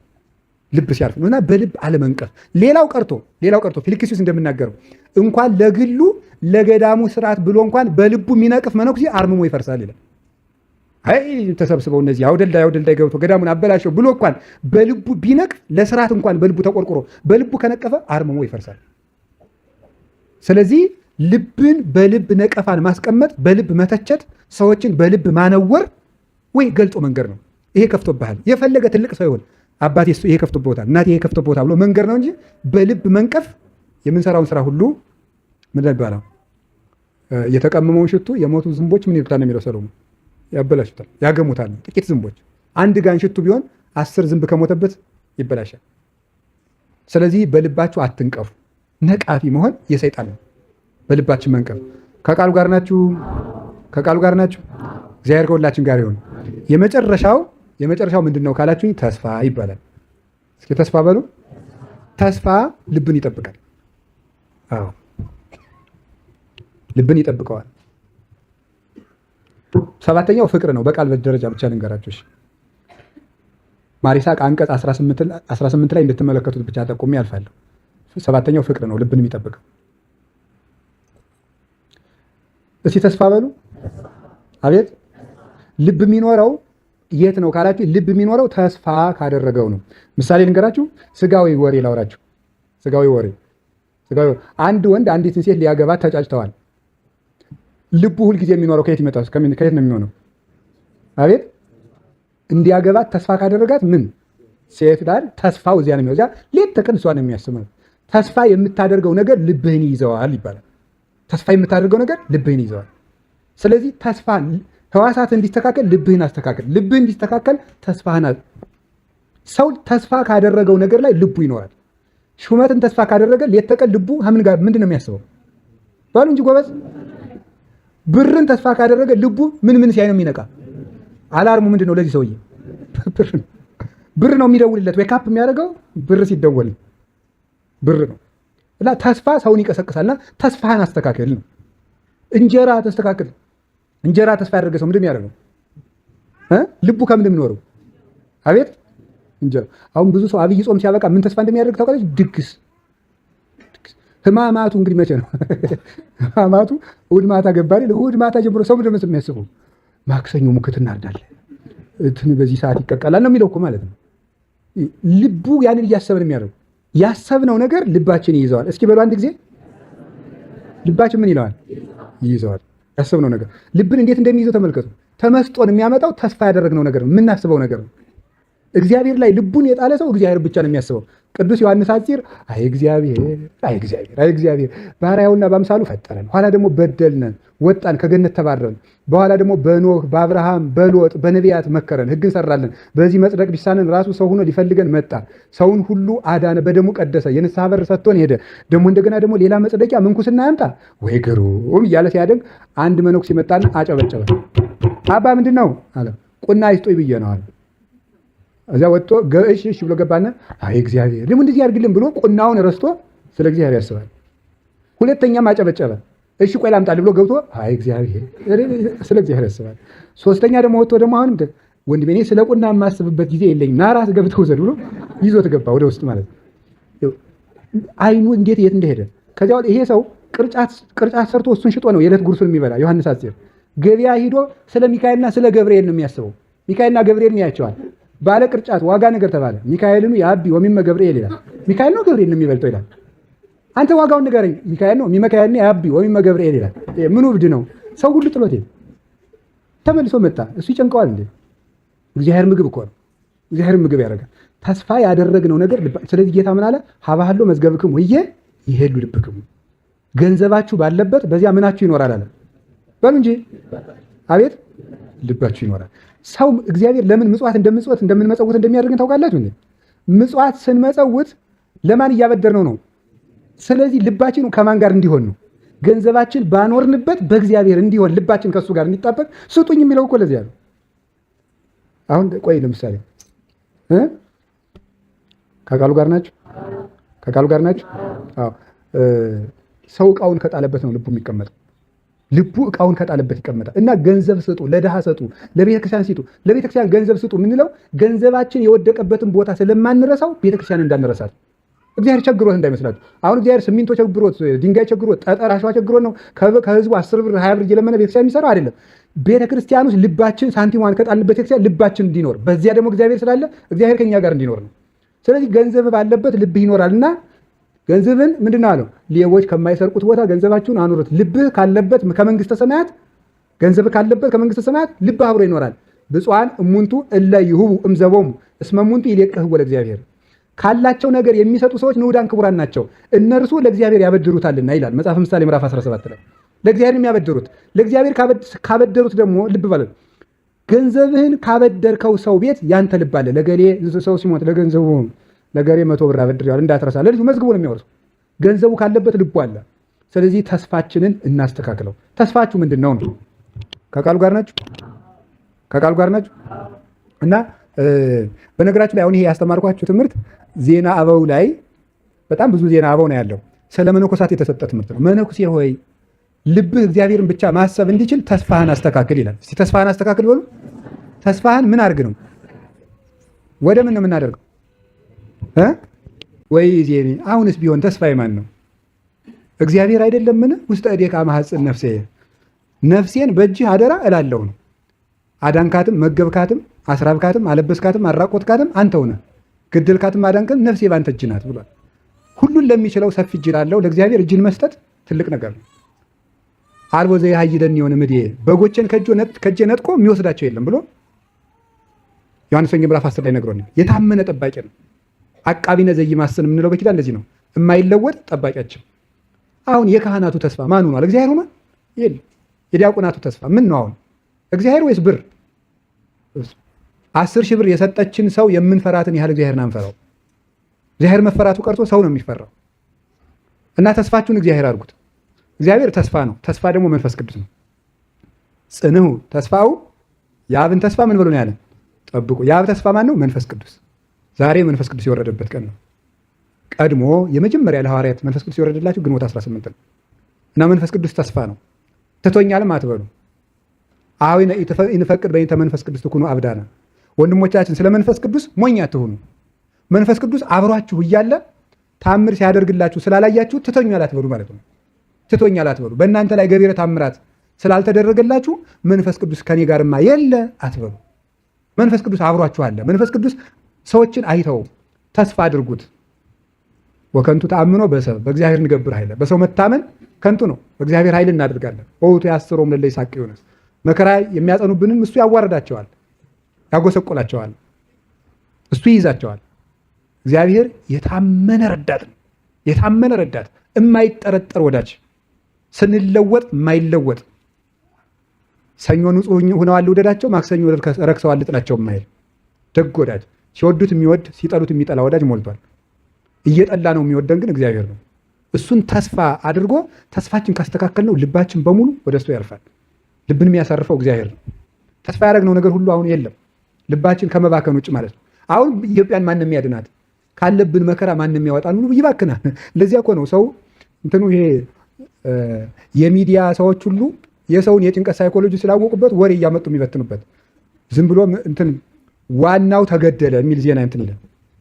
ዋና ጅብ ይሙት ዋና እንትን ይሙት አናውቅም። ዋናው ተገደለ የሚለውን ሰው ተሽጎድጉዶ ሰው እንዲያየው ማለት ተንኮለኛ እኮ ናቸው። ዋናው እንትን አለ እንትኑ እንትን እንደዚህ አይነት መቃበዝን ያመጣው በጎ ዜና ከቤት አልሰማም እንደው አይቻልም ብለን ይህንን በመርቴሎ ብንመጣው በጎ ዜና ጆሮችን ሳይደርስ አይቀርም። አይዟቸው። በወሬ የምትሰሙት በወሬ የሚመጣ ለውጥ የለም። የሚመጣው በተስፋ ነው። ተስፋም ስራ ይፈልጋል። አሚኒሰ ጥይቅት ይእቲ ለዚህ ሲፈዋ ሃይማኖት ተስፋ የምናደርገውን ነገር በመስጠት የታመነች ናት። ሃይማኖት እሰ ጥይቅት ይእቲ ለዚህ ሲፈዋ ተስፋ ለሚያደርጋት ሰው ሃይማኖት ተስፋ ያደረጉትን ነገር በመስጠት የታመነች ናት። እግዚአብሔርን ጠርቶ ያፈረ የለም። ስለዚህ በተስፋ ልባችሁን ጠብቁ። ተስፋ መንፈስ ቅዱስ ነው። መንፈስ ቅዱስን ተስፋ አድርጉት። ሰይጣን መጨረሻ ላይ ብሎ ተስፋችን ነው የሚነጥቅ። ስንፍናን ያመጣና በስንፍና ኃጢአትን ያመጣና በኃጢአት ተስፋ መቁረጥን ያመጣና ተስፋ በመቁረጥ ደግሞ አውጥቶ ይጥለናል። ደረጃ አላቸው። የምግብ ሰይጣን የእንቅልፍ ሰይጣን ያመጣል። የእንቅልፍ ሰይጣን የዝሙት ሰይጣን ያመጣል። የዝሙት ሰይጣን የተስፋ መቁረጥን ሰይጣን ያመጣዋል። ተስፋ ከቆረጠ በኋላ እዚህ በኋላ አንድ ሰው የክደትን ሰይጣን ይረከበዋል። ተስፋ መቁረጥ ለክደት ያስረክባልና በተስፋ ደስ ይበላችሁ ያለ ቅዱስ ጳውሎስ። ስለዚህ ነው ተስፋ እያስተሐፈር ተስፋ ደግሞ አያሳፍርም። ቅዱስ ጳውሎስ እንደነገረን በሮሜ መልእክቱ ወዘሰ ያስተሪ ይኮነ ተስፋ የሚታየው ደግሞ ተስፋ አይደለም ብሏል። የማይታየውን እግዚአብሔርን ተስፋ አድርጉ፣ አይናቸውን ወደ ላይ ስቀሉት። ተስፋ እንዴት እንደማያሳፍር ሁሉ ነገር ካለቀ በኋላ መጨረሻ ላይ ምርኩዝ የሚሆነን ተስፋ ነው። አንድ የምትወደድ ሰው ልንገራችሁ፣ ሶስና የምትባል ሰው መጽሐፍ ቅዱስ ላይ ያለችው የአንድ ጥሩ ሰው ባለቤት ናት። እግዚአብሔርን የሚፈራ ባል አላት። እሷም እግዚአብሔርን የምትፈራ ሰው ናት። የአይሁድ መምህራን መጡና ምንድን ነው ያደረጓት? የአይሁድ መምህራን መጡና መልከኛ ናት። ሰውነቷን ከአትክልት ቦታ ገብታ ስትታጠብ አይተው የማይገባ ጥያቄ ይጠይቋታል። ደነዋል ብለው ተለያይተው ያም ያኛው ቤቱን ሂዷል ብሎ ሲመጣ ያኛውም ደግሞ ቤቱን ሂዷል ብሎ ሲመጣ ተገናኙ። አይ እንግዲህ ተማክረን ፈቃዳችንን ፈጽም ብለው ሳያፍሩ ለሁለት ይጠይቋታል። ይሄ ነገር ሀፍረት ነው፣ እኔ እግዚአብሔር የሰጠኝ ባል አለኝ ትላቸዋለች። አይሆንም ብለው እምቢ አሏት። እምቢ ካልሽማ ዝሙት ስትሰራ ያዝናት ብለን ለሕዝቡ እንናገራለን። በአይሁድ ስርዓት ደግሞ ዝሙት ስትሰራ የተያዘች ዘንድ ሰው በድንጋይ ትወገራለች። ስለዚህ የእኛን ተሰሚነት ደግሞ ታውቂዋለሽ፣ ስለዚህ ትወገሪያለሽ አሏት። አይ በእናንተ እጅ በእግዚአብሔር እጅ ከመውደቅ በእናንተ እጅ መውደቅ ይሻላል፣ የፈለጋችሁን አድርጉ አለቻቸው። እግዚአብሔር ከሚጣለኝ የፈለጋችሁትን አድርጉ። ተነሱና ስሙ፣ እስራኤልን በሙሉ ሰብስበው በስደት ሀገር ይችን ሴት ከባሏ ውጭ ስታመነዝር አግኝተናታል አሉ። በድንጋይ ትወገር። ደግሞ በእስራኤል የሴቶች ክብራቸው ራሳቸውን መከናነብ ነው። ራሷን ትግለጠው ራሷን አሉ። ክብር የላትም ይች ልትከናነብ አይገባትም አሉ። ሊቃውንቱ ግን በምስጢር ይላሉ፣ በምስጢር ውበቷን መጥገብ ፈልገው ነው። ከዚያ በኋላ ታውርድ ክንብድ ሆናል። አወረደች። ምን አደረጉ? ሰው ሁሉ ትገደል ብሎ ወሰነ። እሷ ግን አሁንም ተስፋ ማን ነበር? ነገር አለቀ፣ ተወሰነ፣ ትወገር ተብሎ ወደ መወገሪያ ቦታ ሲወስዷት ድንገት አንድ ወጣት እጁን አወጣ። እኔ ከዚች ሴት ደም ንጹሕ ነኝ አለ። ማን ነው? ዳንኤል ይባላል። የስሙን ትርጓሜ ማብራችሁ ተመልከቱ። ዳንኤል ማለት እግዚአብሔር ዳኛ ነው ማለት ነው። ይቺ ሰው ፈራጅ አልነበራትም። ሰው ሁሉ ሊገላት ከጨረሰ በኋላ የቀራት ዳኛ ማን ነበር? እግዚአብሔር ቀርቷት ነበር። ሁሉ ወስኗል፣ እግዚአብሔር ግን ነበረ። ያ ሁሉ ልብ በሉ፣ ተሰሚ ሰዎች በሚናገሩበት ቦታ እነዚያን ሰዎች ሁሉም የሚሰማቸው፣ እኛን ግን ማንም የማይሰማን በሆን ቦታ የሞት ውሳኔ ከተወሰነ በኋላ ተስፋን መያዝ እንዴት ያለ ከባድ ነው። ተስፋ ግን አያሳፍርም። ዳንኤልን አስነሳ። ቆይ እነዚህ ሰዎች እንመርምራቸው መጀመሪያ ተባለ። ለብቻ አደረገና መስቀለኛ ጥያቄ ጠይቃቸው። አንተ ከምን ዛፍ ስር ነው ያለ? ከሾላ። አንተሳ ከምንድን ያቸው? ከወይን ዛፍ ስር። ውሸት ለየብቻ አድርጎች ጠይቀው። የሚቀስፋችሁ መልአክ በፊታችሁ ማለት መልአኩ ሁለቱንም ሰነጠቃቸው። ይገርማቸዋል። እነዚህ ሁለት ሰዎች ሁለቱም ለፍላጎታቸው ይፈልጓታል። እምቢ ስላለቻቸው ግን የጠላት ለኔም ወዳጄ ነው ተስማሙ። ይገርማል እኮ ተስማሙ። እነዚህ የተለያየ ዓላማ ያላቸው ቤተ ክርስቲያንን ለማጥፋት ሲሉ የሚስማሙ ሰዎች ናቸው። ይገርማቸዋል። እነዚህ ሰዎች ማለት ነው ቤተክርስቲያንን ለማጥፋት ሲሉ ይስማማሉ። የኔና ያንተን ጠብ ኋላ እናወጋዋለን፣ ፊት ክርስቲያኑን እናጥፋው የሚሉ ማለት ነው። እንደዚህ አይነት ኑሮ የሚኖሩ ሰዎች ናቸው። ግን ያቺ ሶስና ማን ትመስላችኋለች? እናታችን ቤተክርስቲያን ናት። የሚቀራት ዳንኤል ነው፣ እሱም ክርስቶስ ነው። እሱ ግን ይፈርድላታል። ተስፋዋ አይቀርም። ይመጣና ይሰነጥቃቸዋል። ሁሉንም ሰንጥቋቸዋል። ምናልባት አንድ ሰው እኔን ሊያጠፋኝ ይችላል እንጂ እኔም ማምናትን ቤተክርስቲያን ግን ሊያጠፋት አይችልም።